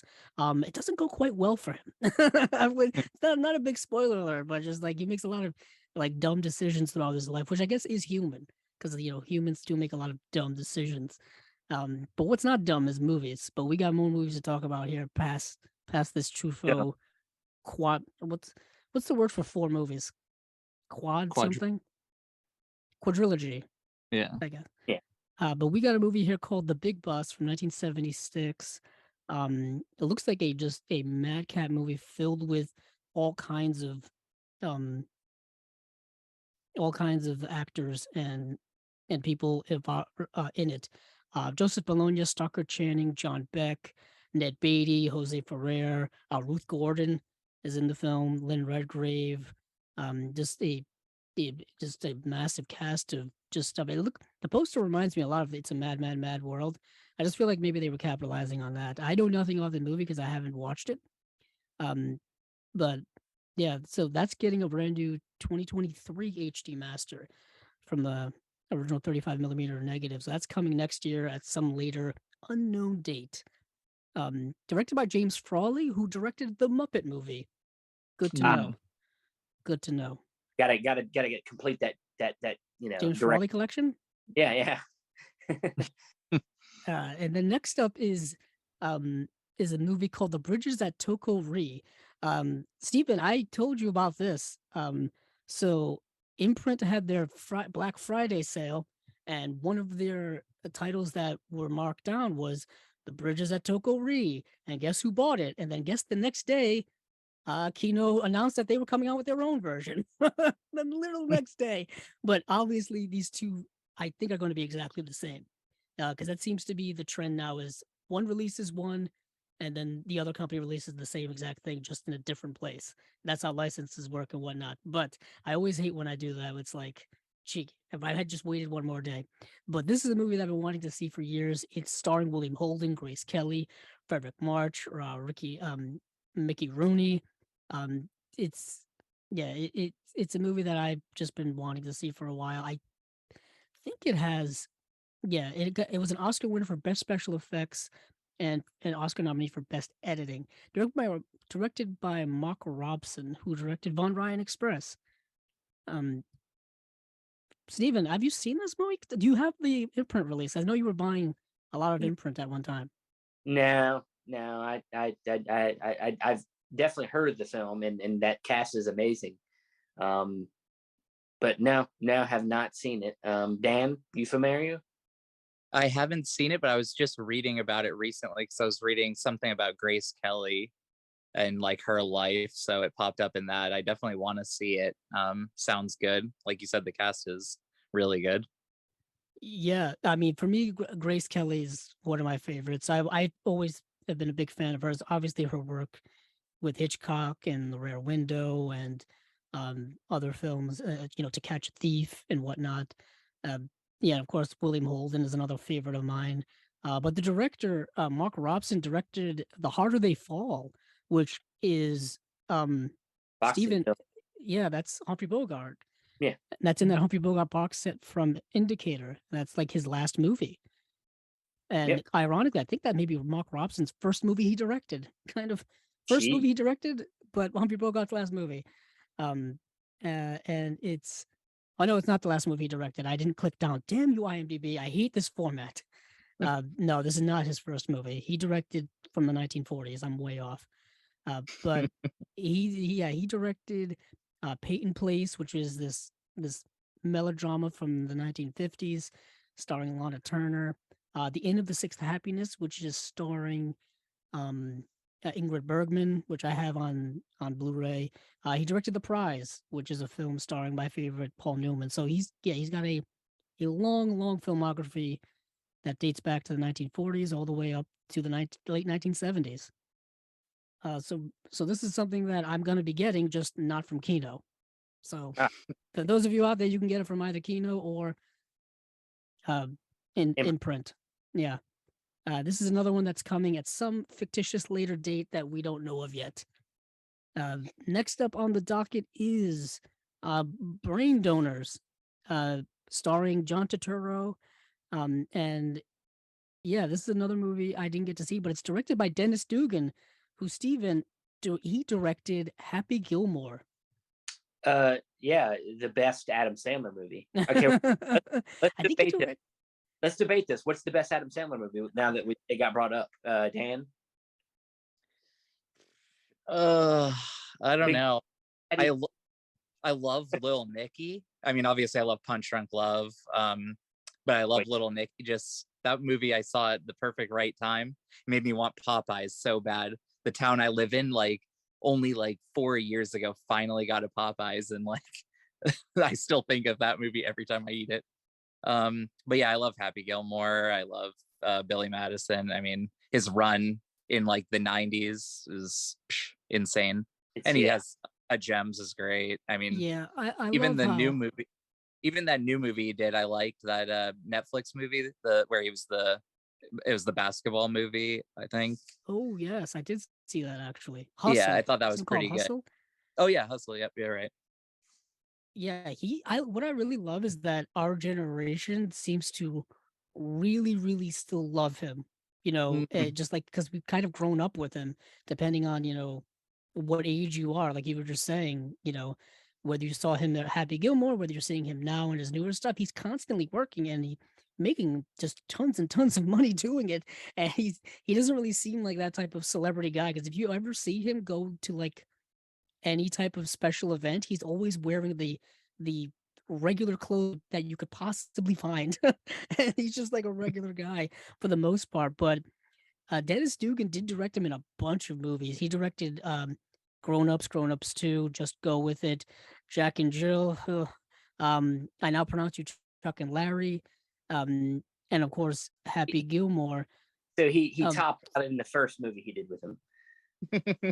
Yes, I think so.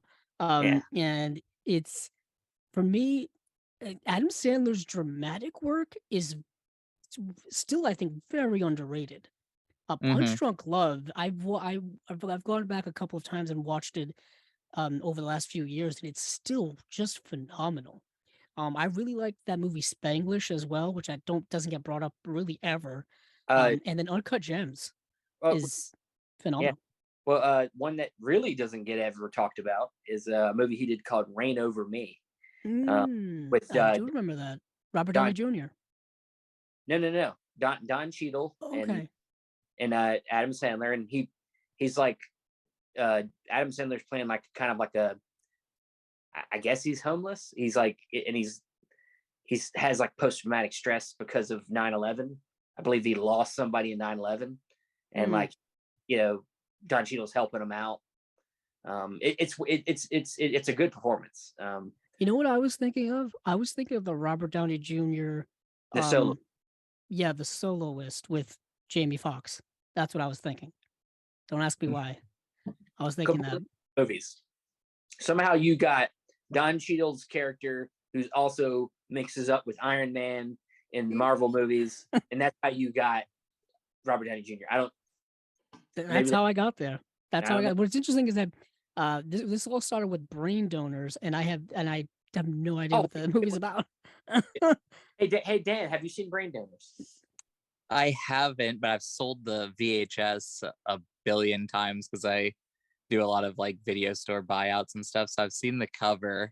It kind of looks like slapsticky, if I remember correctly. I could be wrong, but I don't know. It seems I might even have a copy like on VHS, but it seems like something to watch, but maybe not need to own. It'd be like a 2B watch.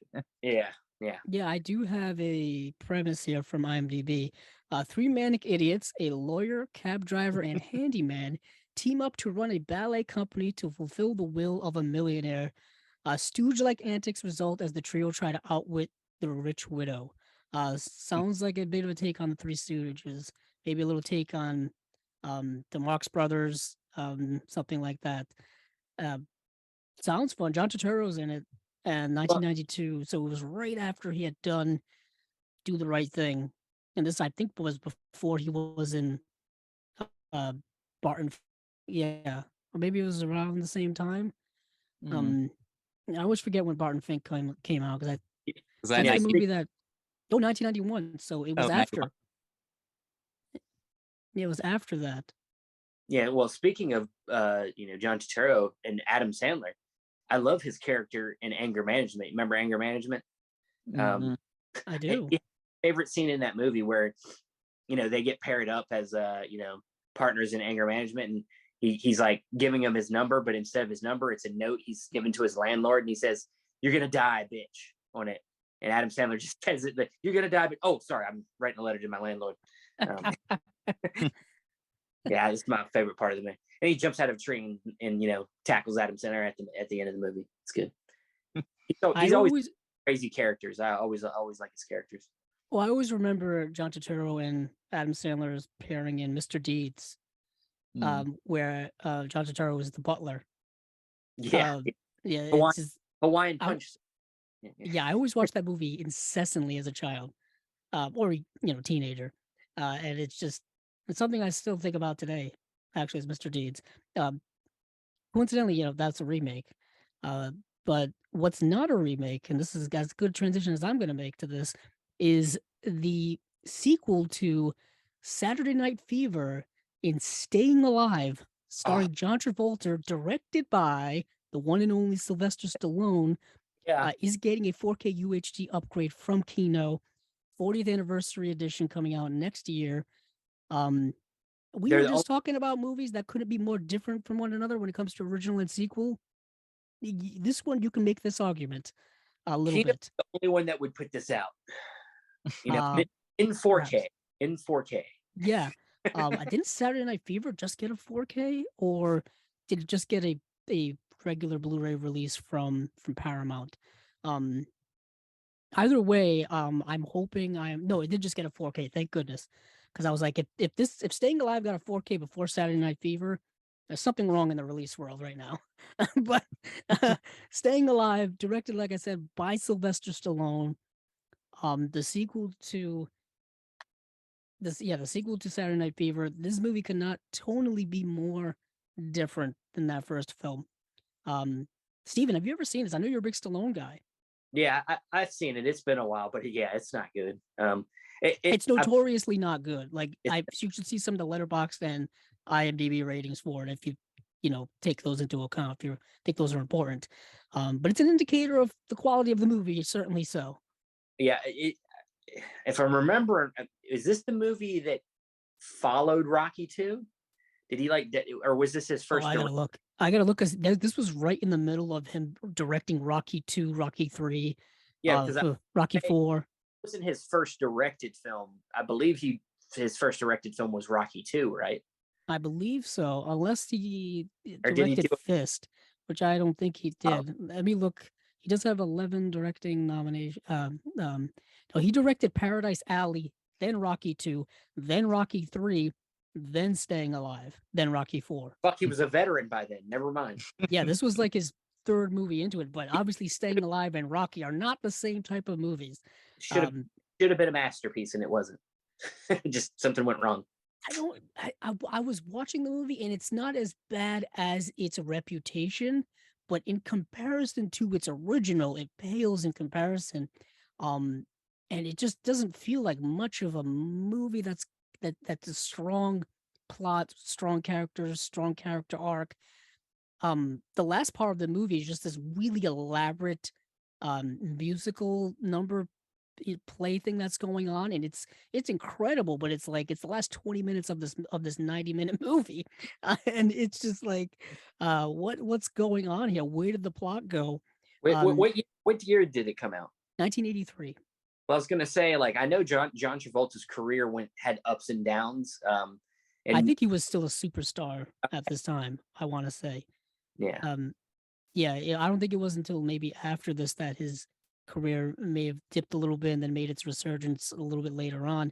But I'll tell you this, though, he looks amazing in this movie. Like, John Travolta looks incredible in this movie. Just the way in which Stallone shot him, the way they dressed him up, all these things. For those of you not familiar, this movie takes place about, I think, a few years after the end of the first film where, spoiler alert, his character kind of leaves his Brooklyn roots and goes out on his own to pursue his dreams.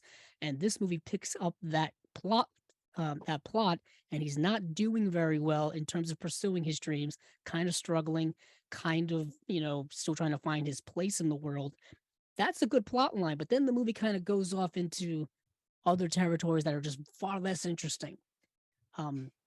But yeah, without spoiling the movie, I can understand why it's not well liked.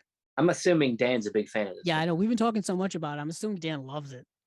Even though you guys have said it's not good, you made me want to see it. It sounds like something that I would be into for some reason. Oh, the music in it is amazing. No big surprise. I mean, it's that 80s soundtrack is fantastic in it. It's just the story for me is just very lackluster for a movie that's supposed to be about like this character journey. I ended up just finding him to be extremely whiny and complaining of all the time. And I'm like, life is hard. I get it. But it's, it didn't quite work for me. But it's such an enigma of a movie. I'm sure it has a cult following. Like I'm sure people love it for whatever reason. I know my mother has, we still have it somewhere, the original soundtrack on vinyl she has, and it's somewhere in the house. So she obviously liked it when she was younger. So yeah, she always talks about Saturday Night Fever. I'm like, Mom, have you seen that movie? You that like ending is dire. You like John Travolta? Oh yeah, like Welcome Back, Carter, Grease, and then of course Saturday Night Fever is like his 70s rise to glory, I guess. and it's like, I think for Cowboy. Then he was in Urban Cowboy. Or Urban Cowboy. Yeah, Drugstore Cowboy is the. I wish he was in Drugstore Cowboy. Would have been he was the Matt Dillon character, I guess. Maybe a little bit too old by the time that movie came out for it to be believable. But yeah, Urban Cowboy. That's a movie I think needs a Blu-ray release. Just randomly. I thought that. No, I'm thinking. I am thinking of Matt Dillon. Yeah. The Urban Cowboy did actually just get a Blu-ray release from Paramount Plus. It was part of that not Paramount Plus. Paramount Presents, that line. That's like not slowly being phased out, but they're just not really mentioning it much anymore. So I don't know what the deal is going on with that. But that is staying alive. Yeah. But the next movie is The Bliss of Mrs. Blossom. That's a tongue twister. This movie stars Shirley MacLaine, Richard Attenborough. I actually did read the premise of the movie. And the premise is thus. Harriet Blossom, portrayed by Shirley MacLaine, isn't happy with her marriage to her husband, portrayed by Richard Attenborough. And she ends up starting an affair with someone, but that person ends up like secretly living in, I think, the attic or something. And she ends up having like a multiple year like affair with this person while he's living there. I think that's the premise of this movie. And I always loved Shirley MacLaine, so it's something that I'm definitely interested in to at least watch it or perhaps buy this Blu-ray. Steven, have you heard of this movie at all? No. Okay. Yeah, I was hoping you would stall for time, but okay. I guess we should ask our guest if he has seen it as well. I haven't seen it, but the plot sounds great. Sounds like, just a great, maybe not purchase worthy, but if it's streaming somewhere, I would definitely check that out. Yeah, and I was right about the premise. While her husband works, the wife of a bra manufacturer leads a secret life with her lover, whom she conveniently hides in her attic.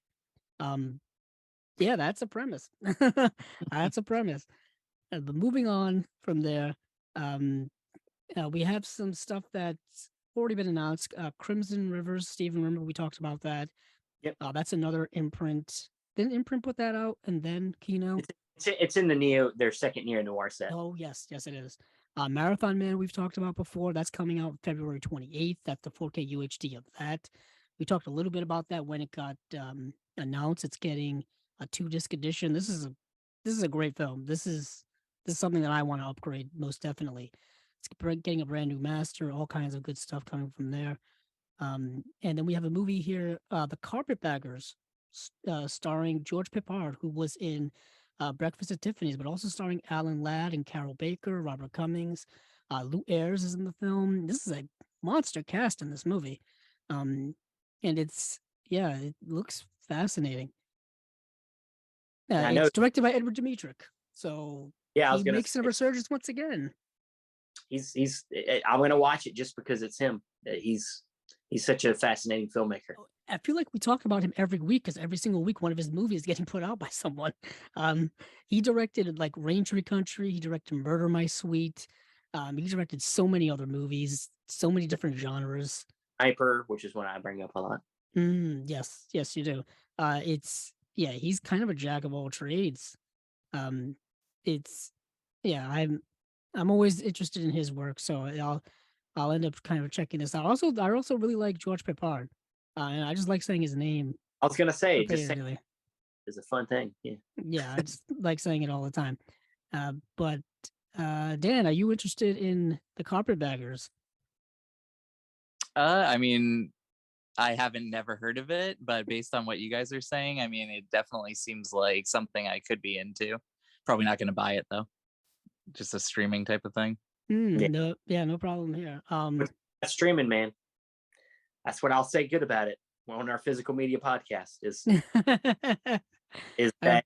I mean, to be honest, we do both anyway. So it doesn't matter. Oh yeah, you got to sample some things. You can't buy every single thing. So not only that, I mean, I'm trying to watch as many movies as I possibly can, before the end of whatever that may be. Yeah. And it's like I can't wait. I can't wait to buy something, or I can't wait to that something get announced that's going to come out. So I got to watch as many as I can.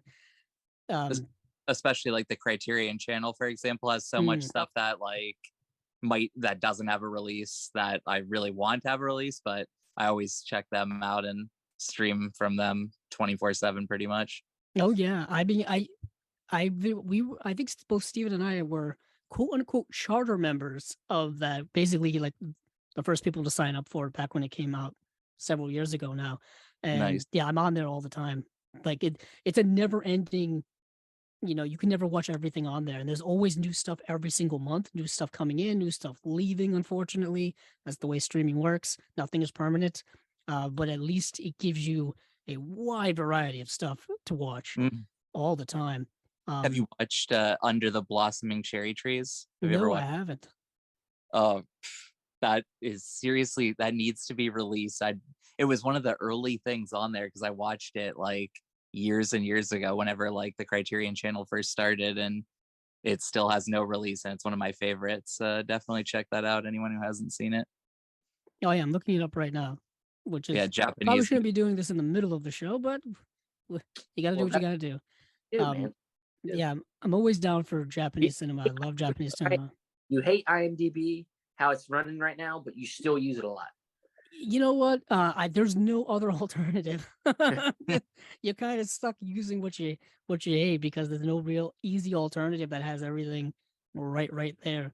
But moving along here, let's move along to a movie called I think it's a movie called Will Penny, starring Charlton Heston, Donald Pleasance, Lee Majors, Bruce Stern, Ben Johnson, Slim Pickens. Damn, everybody's in this movie. That's so much right there. Yeah, it's like this is a Western. So if you're a Western fan out there, they've got like the best of the best, I guess you could say. Well, they got everybody in this. Well, you bring up Lee Majors, and I know it's Christmas time. We're in the Christmas season. I think every time I think of Lee Majors, and I know people think of the $6 Million Man, but like I go right to the opening scene of the movie Scrooged, where it's a trailer for a fictitious movie where people are attacking Santa Claus's in Santa Claus in the North Pole, and then Lee Majors shows up and saves Santa Claus. And he pops in and they're like, Lee Majors. And he's got a machine, big ass gun, and he's like, Santa, he's like, I gotta kill all these guys. He's like, and Santa's like, stop. He's like, you've been a good boy this year. And then it's like, okay, but yeah, another sidetrack. I'm sorry. Nice. I've been, That actually gave me enough time to actually look up the movie on IMDb. So I've been thank you for that. watching Christmas movies, and Scrooge is my favorite. And Okay. you There's said the Lady, connection. yeah, but that's a great cast. Once again, Charles Bronson. Another movie. Charlton Heston. Charles Bronson. Sorry. Ben Johnson, different actor. But Bruce Stern is in it. Slim Pickens. And for those of you interested in this movie synopsis is aging cowboy Will Penny gets a line camp job on a large cattle spread and finds his isolated cabin is already occupied by an abandoned woman traveler and her young son. Sounds like a Western to me. But yeah, so that's that movie. I don't know if our guest is interested in Westerns. I don't think we ever even asked him. I do love Westerns. One of my Nice. favorite, probably. And that movie's been on my watch list for a while, but I haven't seen it yet. Definitely want to check it out, though. Yeah, Cool. I just rewatched the remake of 3:10 to Yuma. I got the 4K. Oh, I love that movie. Nice. Have you seen the original? Just curious. Yeah, I've seen it. It's been a while, but I saw it way back, probably right around the time that sometime after that new one, the remake came out. I was curious, but it's been a while. But I love that remake, and it looks good on 4K. I think the remake, that's one of the, I mean, this is another thing to be debated. That remake may be better than the actual original. Yeah. Because I've seen the original. I own the original because I believe Criterion put it out on Blu-ray many years ago, and that's when I first bought it. Mhm. It's a Delmer Daves film. I feel like it's a Delmer Daves film, or maybe somebody else. But I remember seeing the remake. I think I had it on DVD when it first came out. Actually, yeah, it is a Delmer Daves film, the original, starring Glenn Ford, Van Heflin. Yeah. And the remake, Steven, remind me because you just watched it. Who's in that? Christian Bale, Russell Crowe, Ben Foster. Foster plays his kind of like right-hand man, and it's directed by James Mangold. Yes, that's who it is. Films, yeah, it's which everybody's getting excited about his Indiana Jones. So, and talking about Stallone, he did a really good Stallone movie called Copland. So, Yes, he did. welcome But to the Mangold podcast. yeah, I don't go away. Welcome to the James Mangold podcast. Ford v Ferrari. We're going to debate what's a better car, Ford or Ferrari. But that is nearly it for Kino. The only thing else they have here is something I think we've talked about already, and that is once again, Imprint put out a release of this, and they're putting out a release of this. And that is Steve McQueen's film of The Hunter, which I believe was his last film before he passed away.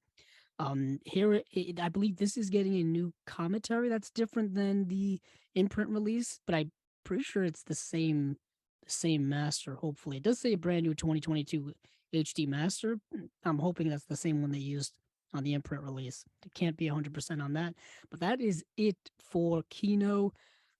Steven, is there anything? I don't think there's anything else really to talk about until we're at our final pinnacle peak of the show in the Vinegar Syndrome partner label stuff. Let's run it down. Let's run it down. Yeah, let's go through this. So we've got some movies here. This is their partner month. I always forget that December is their partner month, right after their Black Friday sale.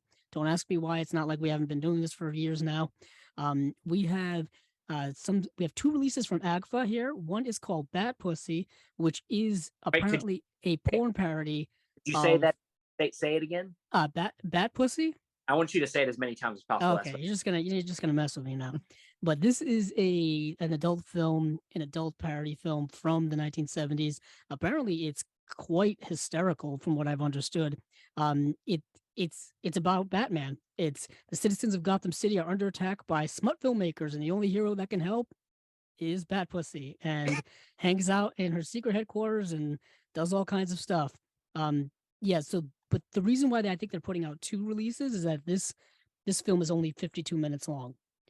So it's a relatively short film, and the second film they're putting out is The Black Crystal. And I'm just gonna run these down, not go one by one. But that first film I think needed some context. Do you agree with me, Steven? Yeah, it's Bat Pussy. Yes. Yeah. So you said you want to run them down before we talk Yeah, about let's it? run them down, then we'll go through them. And of course, we'll talk about, Of course. Satan's Menagerie. The third film here is put out by Saturn's Core called Damselvis, Daughter of Helvis. Say that 5 times fast. Next, by Culture Shock is Death Magic. And then Utopia is putting out Freak Scene. Altered Innocence is putting out Dressed in Blue. Or the Spanish language version is Vestida de Azul. ETR Media is putting out Lieutenant Jangles. Gunpowder and Sky is putting out Pirates.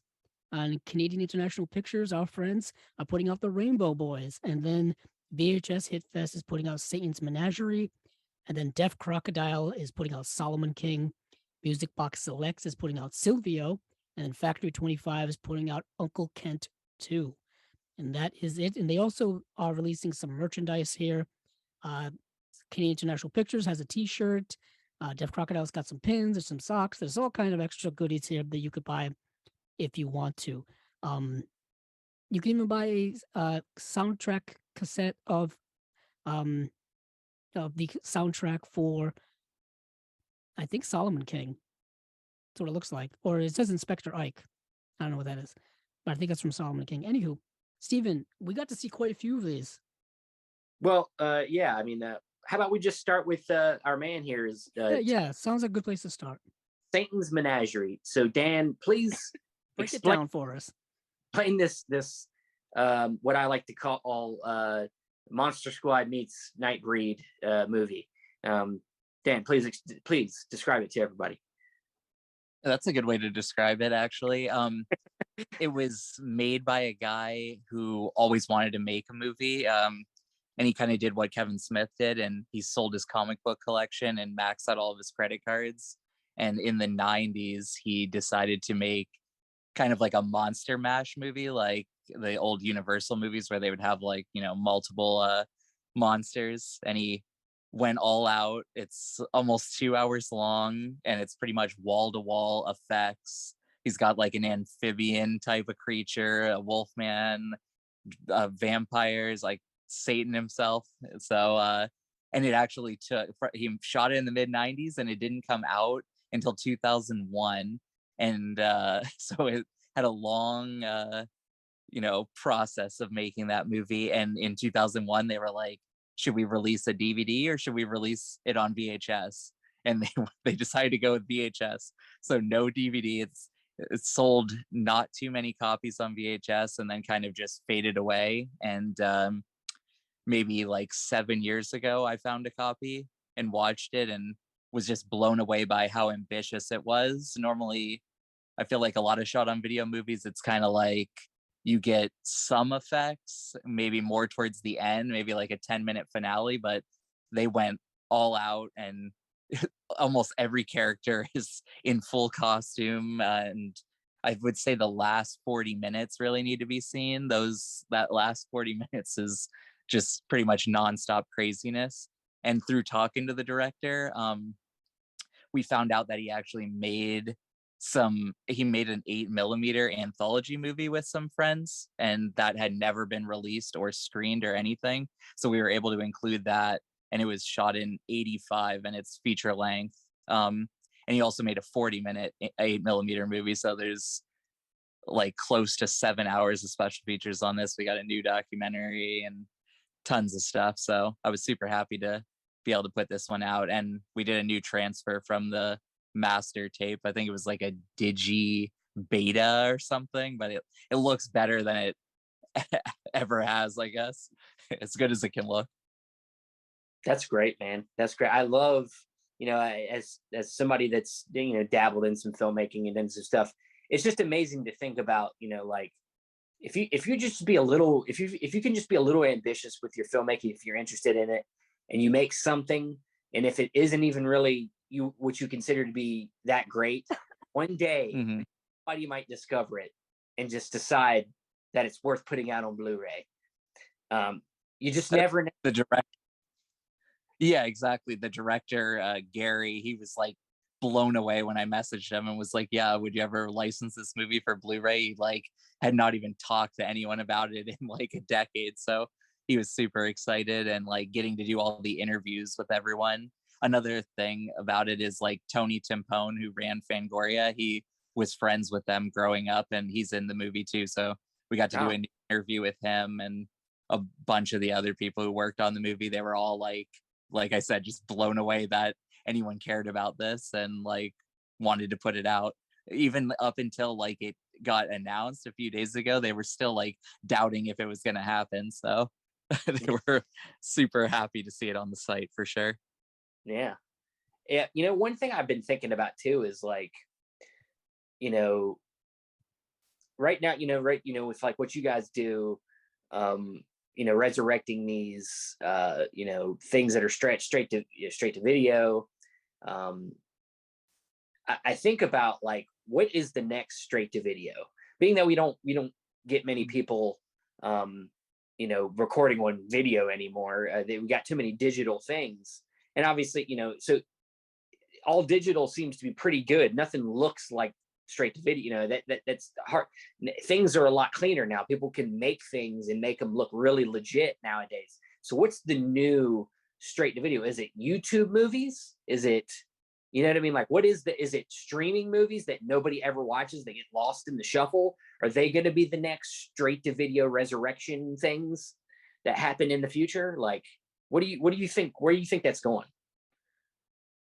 Well, you mentioned like YouTube movies, and especially just like YouTube like videos or skits or short films. I feel like a lot of those will get uploaded by like a certain account, and then that account will just eventually disappear. And then there's so many videos that were like, I think like maybe Funny or Die or something. There was like definitely different comedy videos that I loved, that are just not on there anymore. I mean, like, those are certain things I feel like they gain a following, but people don't really think to like download the YouTube video. So then once it's gone, you know, it's gone, or it'll just get removed for a stupid reason. Like, you know, YouTube will figure out a reason to get rid of it, and they're lost.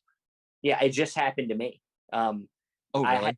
I had a channel where I used to do like a movie show on this one channel I had, and with that we did a lot of sketches, and we did some commentaries, and I think the channel eventually got removed because of a couple of the commentaries we did, because they were on trauma films.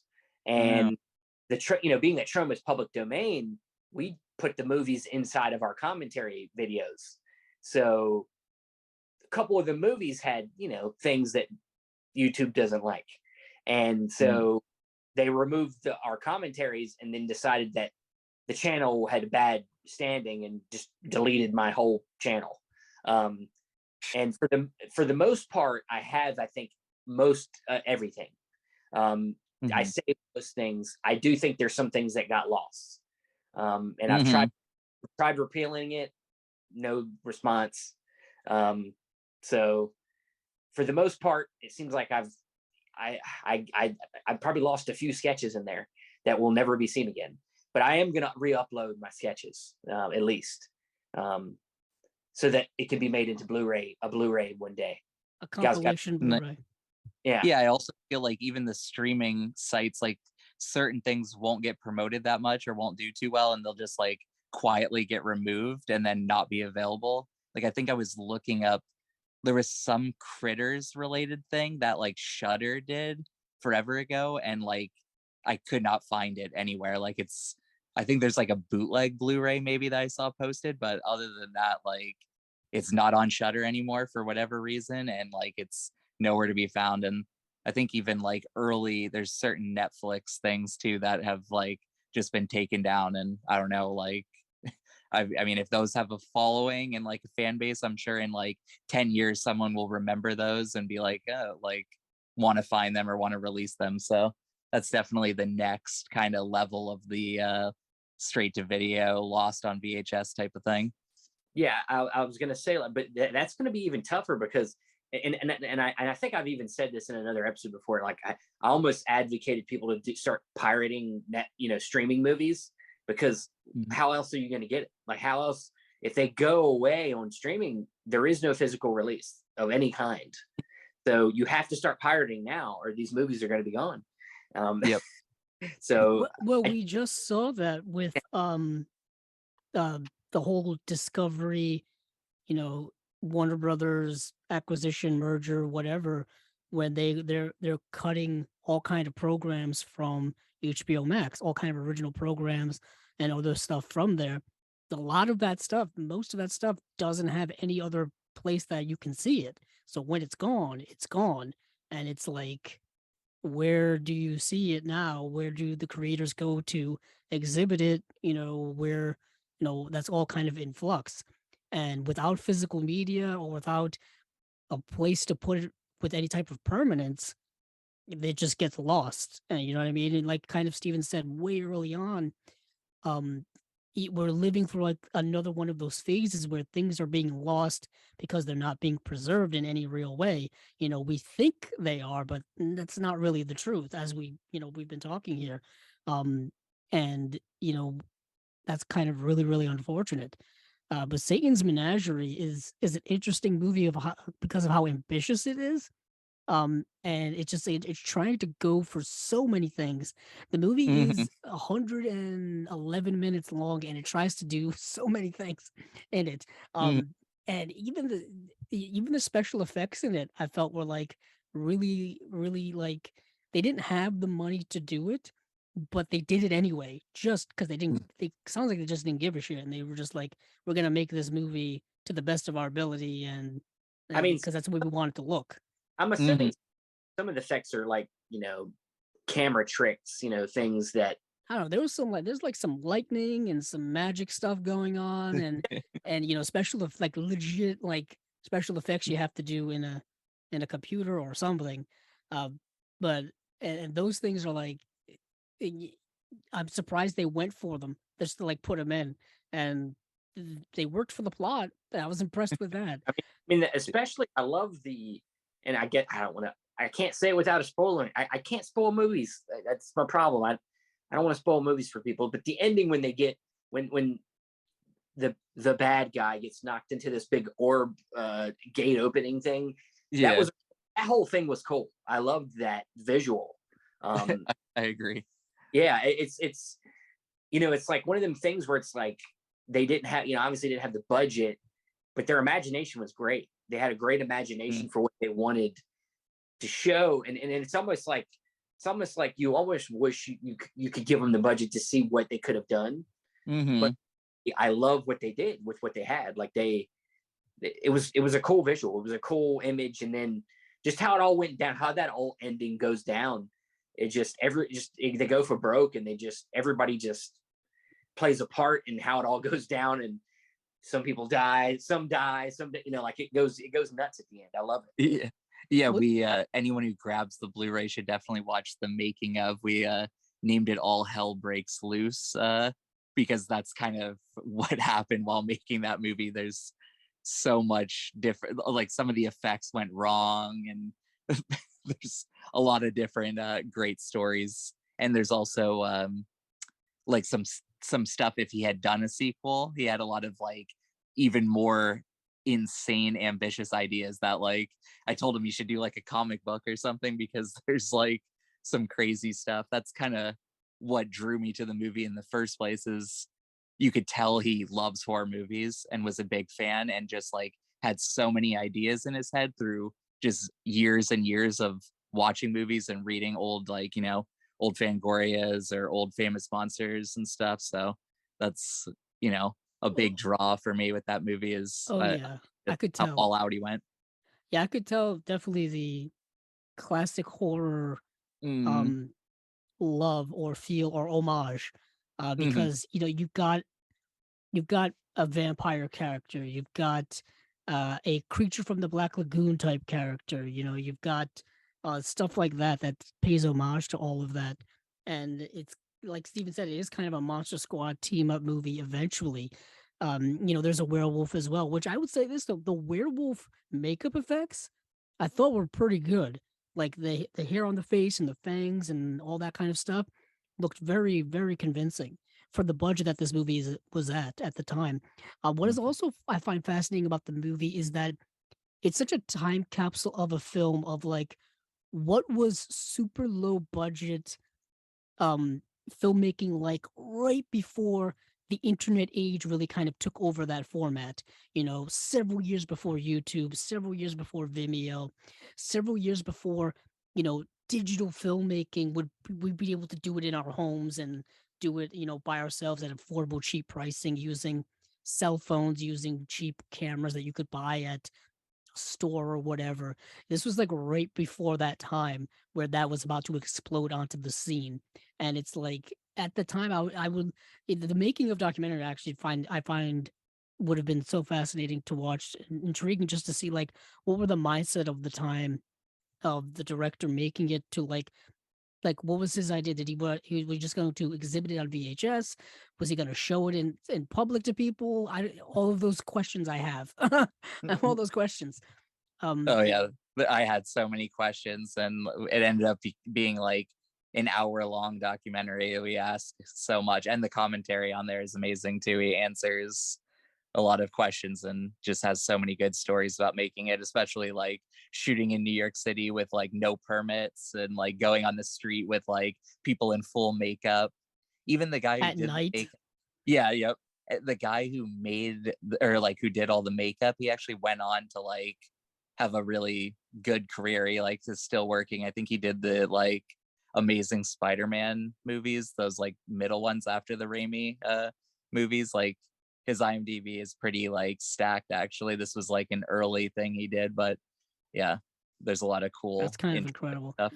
Because I could tell that, obviously shooting outside at night in full makeup, low budget. It's like, it looks like most scenes are not even like properly lit with any type of lighting whatsoever. I could only imagine the equipment that they were using at the time. Do you know if it was were they shooting on film? No, this was Okay. shot on video. Oh. The first two things we released were both shot on 16 millimeter, but this one he shot on video just to save money. I think yeah. probably to put more money into the effects and stuff. Yeah, and I think this is if you're a fan of straight to video, which I'm just starting to kind of get into a little bit. I've collected a few other straight to videos that Vinegar Syndrome put out. I believe one of them is, I might be thinking of the wrong film, but a movie called The Cellar. Isn't that a straight to video one? Maybe not. That might be a own film one. But I know I at least have a couple.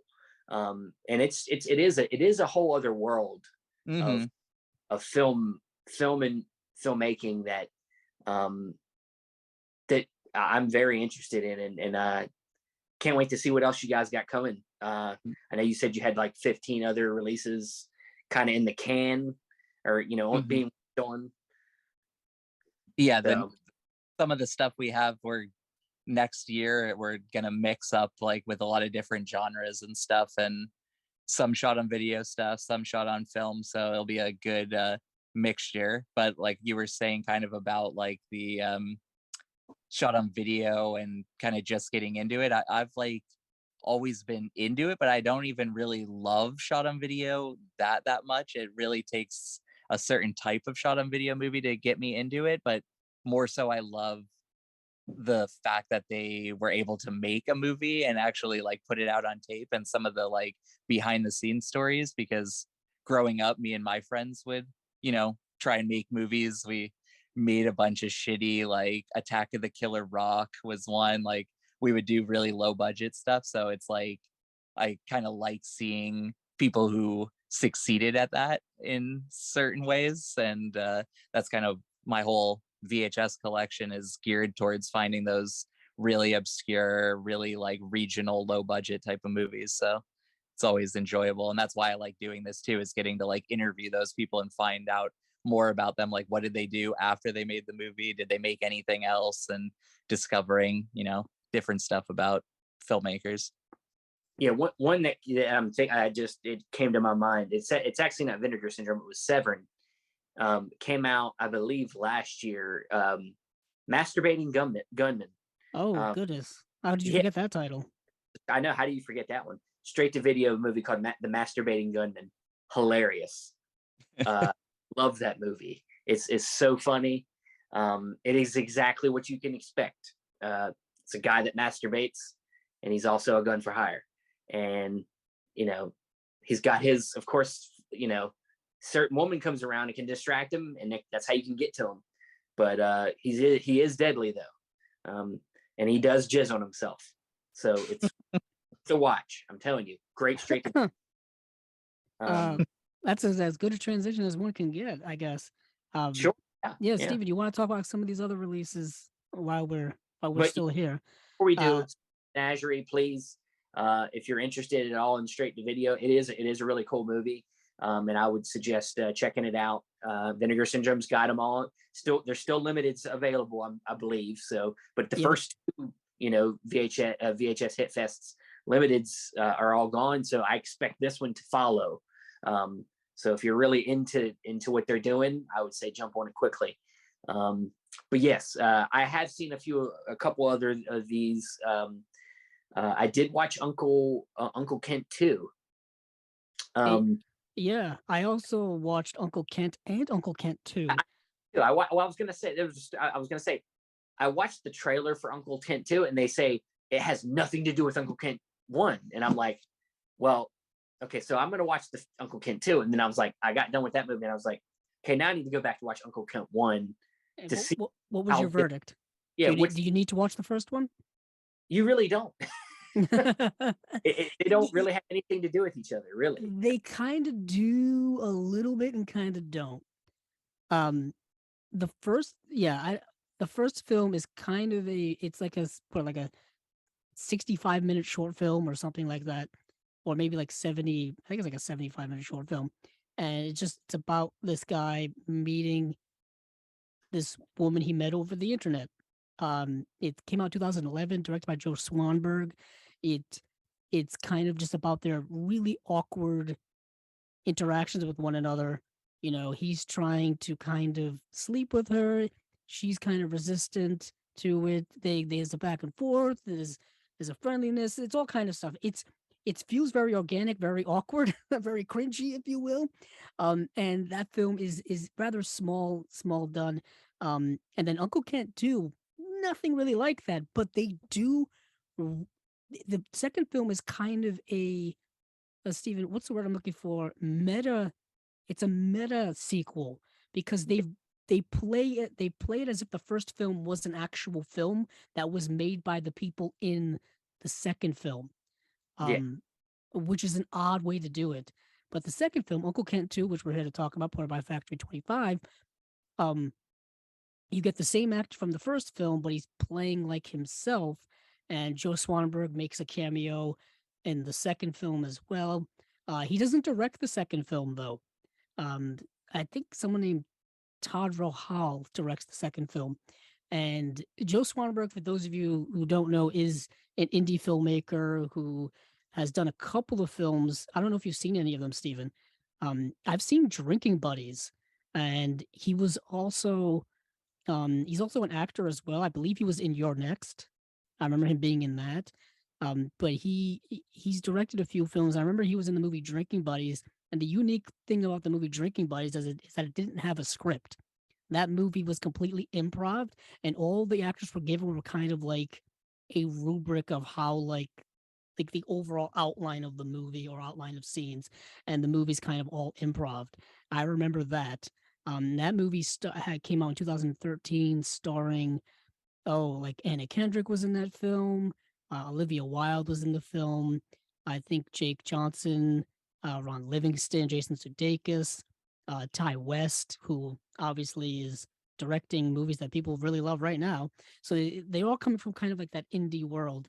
But so back to what I was saying, the premise of Uncle Kent 2 is that the character it has a pitch for an Uncle Kent 2 that's kind of a dystopian end of the world type movie. And then that movie kind of ends up playing out as the movie goes along. Is that a good way to say it without spoiling it, Steven? Yeah, I mean it's his idea becomes reality basically. Yes.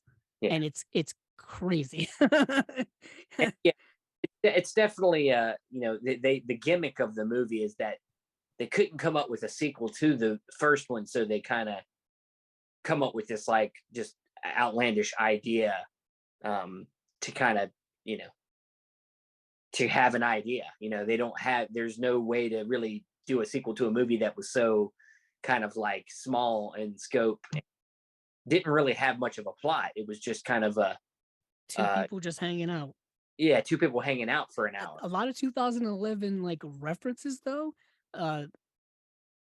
Just like it brought me back to like 2011. Feels like ages ago, just ages.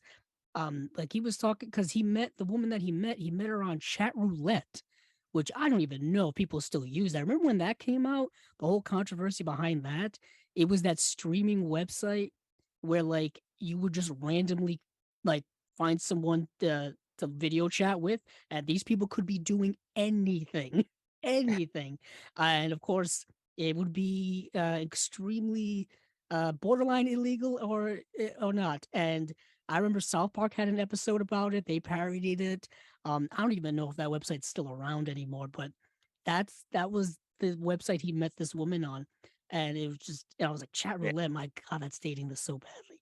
Yeah. But that was in Uncle Kent. Yeah. The second film, he goes to, we're supposed to assume it's San Diego Comic-Con, but Yeah. I'm assuming there was a licensing issue there where they couldn't show that it was actually San Diego.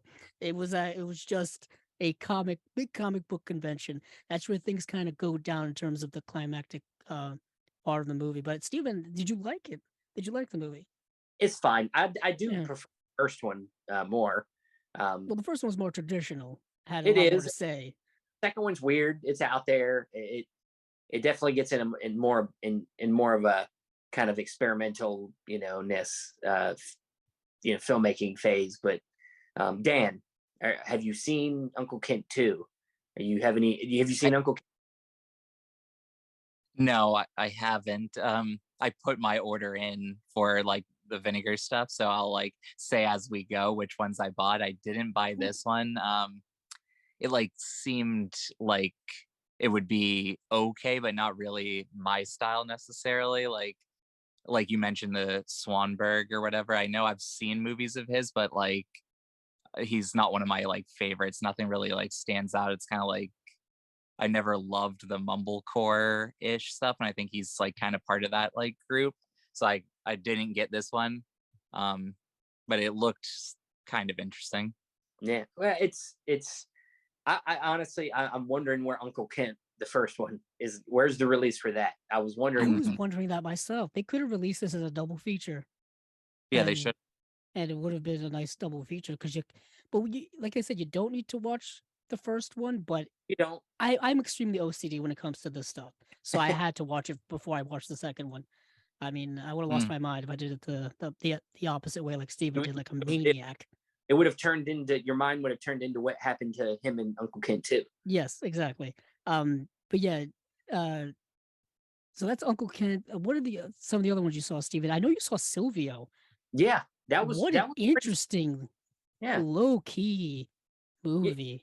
You know what it kind of reminded me of a little bit, just a little bit, is the movie Frank with where he has that he's in that band and he has that helmet on the whole movie, and in this movie you have this gorilla guy, essentially a guy in a gorilla outfit, and he's very quiet. He's quiet. He doesn't speak ever in the movie. It's essentially, this could be a silent movie in a way, and it would be pretty cool. But he is very into puppetry. It's his thing, and he's trying to connect with people, and he's trying to, find people to, just be friends with. And his job, I guess he's into like, he's a debt collector. And he goes to collect a debt, and it ends up being for this guy that has his own kind of cable access show, and he kind of stumbles upon it, and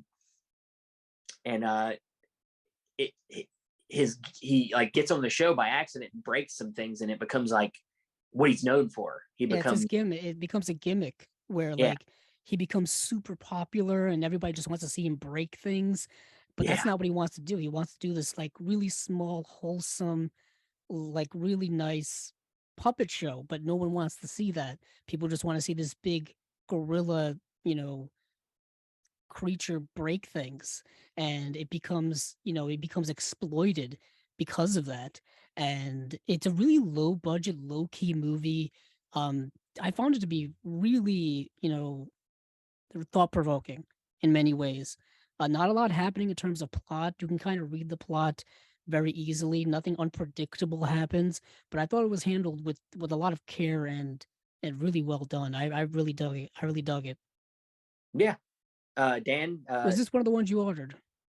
It's not. oh, It looked Well, good. close. There was a few that I was like on the fence about that I might get down the line, and this was like one that I thought about but didn't get. yeah, man, it's actually a pretty sweet movie, man. It's definitely it's got that indie charm to it, and it's just kind of sweet. And honestly, like, you could almost, through a lot of this movie, you could almost turn the sound off, and it still plays. Like, Yeah, it's still it's all about like kind of feels and vibes, as they say. But Steven, what else did you get to see? Because did you get to see Pirates, the Gunpowder and Sky film? I wanted to watch it. Okay, I did get to see it. I thought it was a really good film, kind of a coming of age film. Well, not kind of. It's a bit of a coming of age film. It reminded me a lot of like an Attack the Block, but then it's not dealing with aliens or anything like that. But it's just like it's a group of friends out one night, takes place all in one place, like all in one night, and these friends are uh they're DJs, like they're young kids. I think they're around like 17, 18, somewhere around that age. And they're trying to get to this party. But of course, when it comes to a movie like this, it's not about the destination, it's about their journey to get there. The ups and downs, their relationship between one another, how one friend kind of wants to leave the neighborhood, but the other friend is kind of jealous of him for leaving because he doesn't want them to he's afraid of change and things like that. So you got all these kind of existential angsty teenage themes going on. It has a great style to it, great pacing to it. I really dug it a lot. I mean, I think it's a really great release, and it's a recent film from 2021. Can't get much more recent than that. It takes place on New Year's Eve, 1999. So it's set in that late 90s world where you have the music, you've got the fashion, all that kind of stuff. I kind of told you, Steven, 90s are a thing now. They're the retro age. And that's what we got in this movie. I dug it a lot. Boy bands are coming back. Damn it. They mentioned there's a reference to the Backstreet Boys in this movie. Great.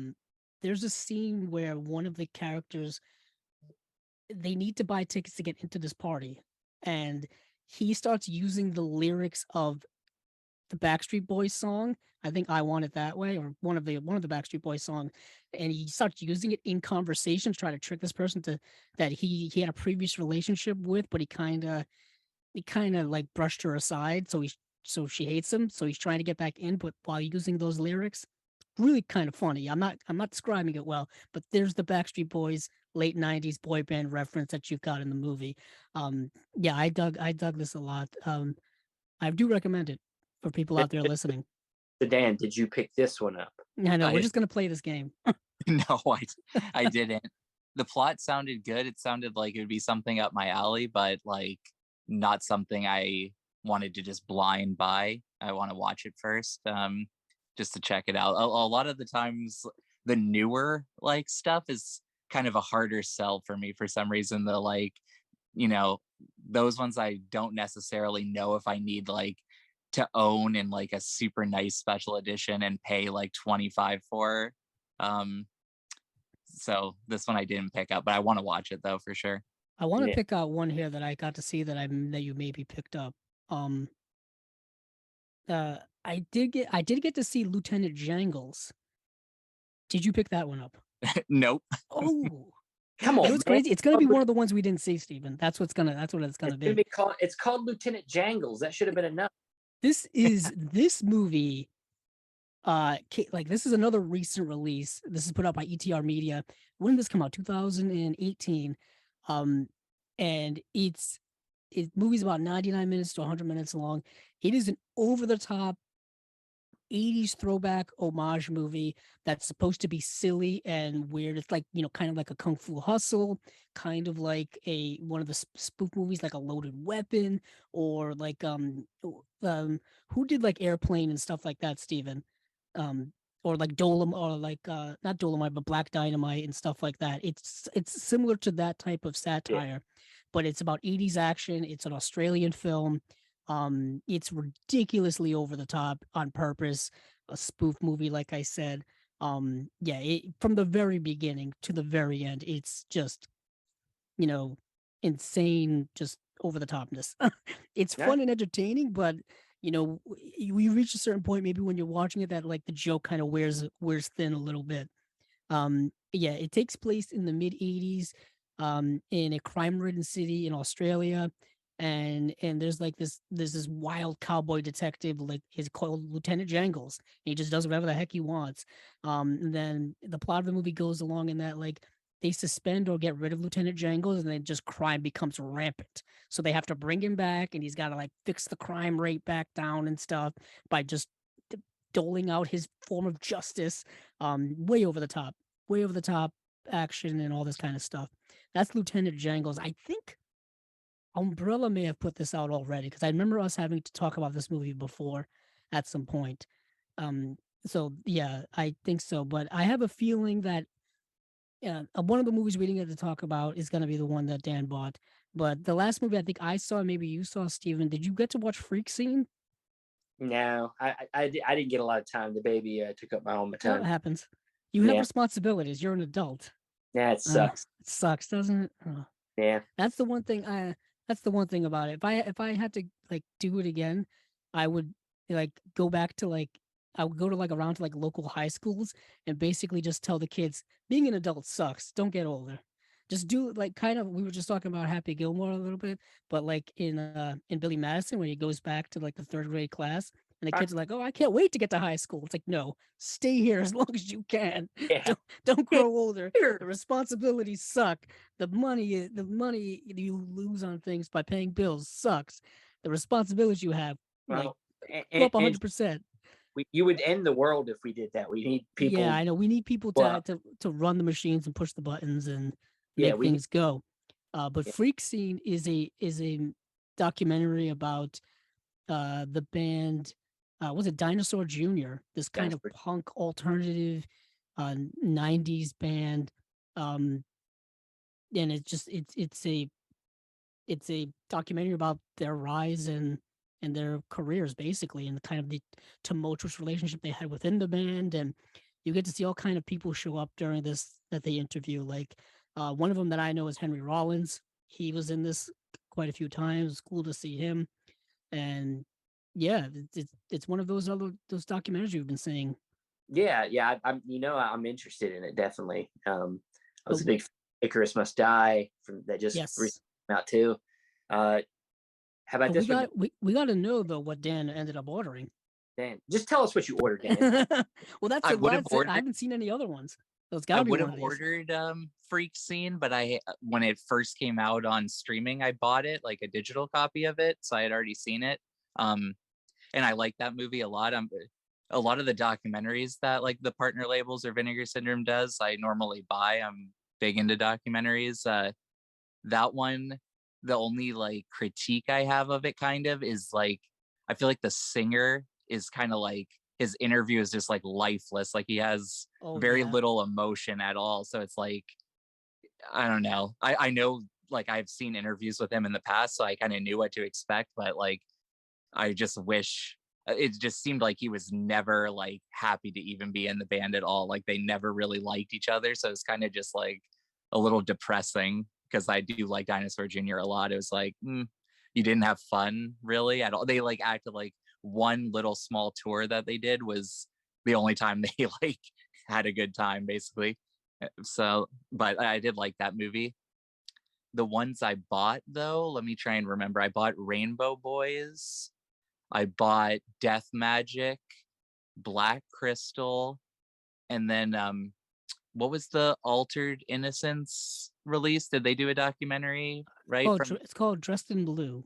Okay, yeah, I bought that one. And then one that I might get down the line is the King Solomon one, because a lot of people have told me that's really good. So, but I didn't get it this time. From Deaf Crocodile. Yeah. Mm-hmm.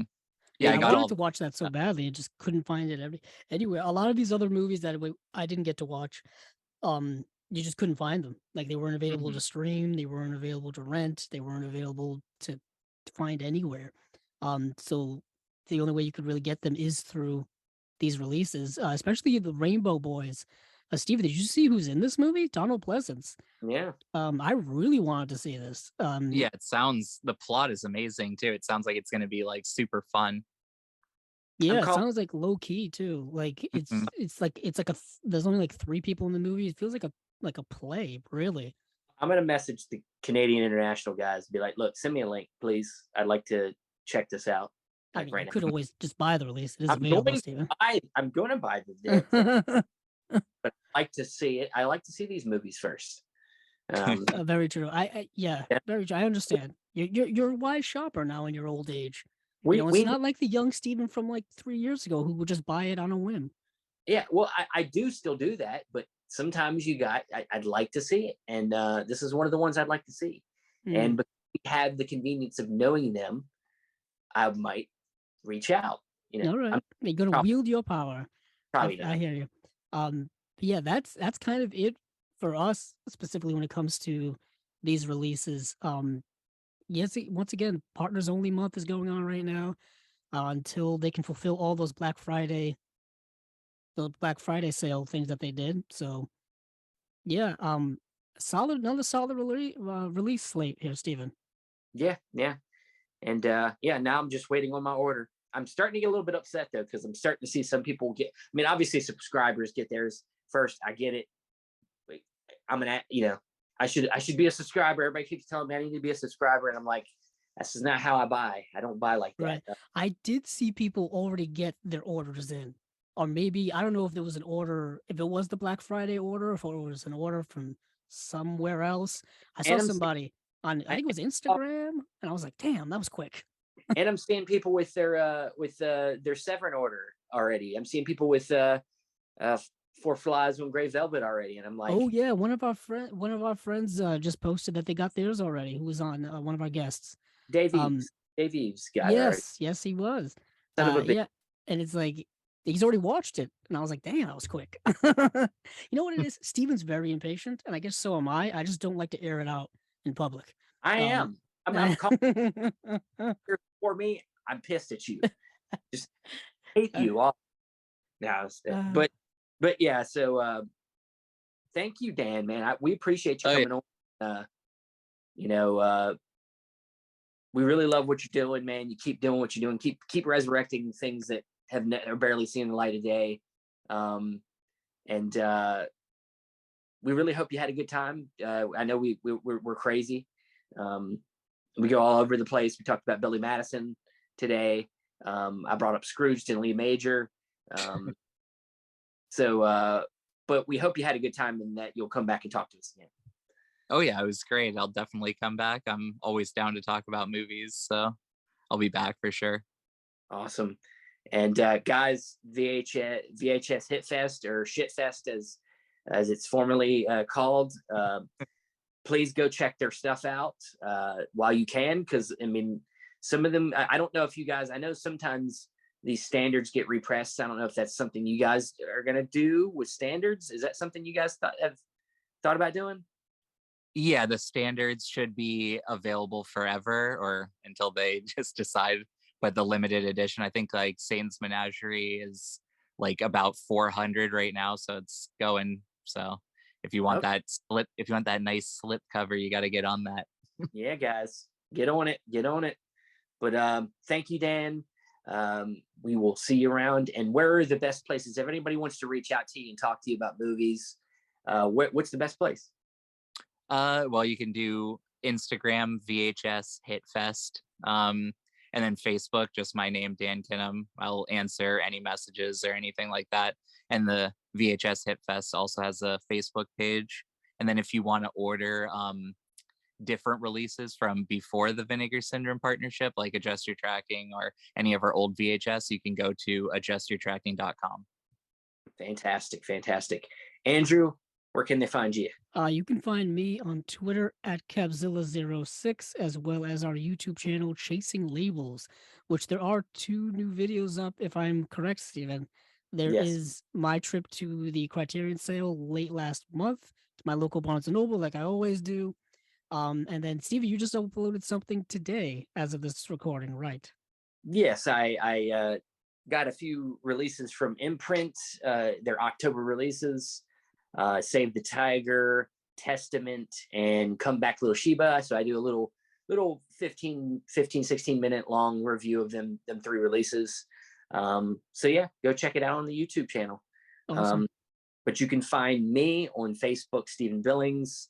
You can find me at all the other Chasing Labels social medias, whether it be our Instagram, Twitter, or our Facebook group, which is the Facebook Chasing Labels Film Collectors Podcast.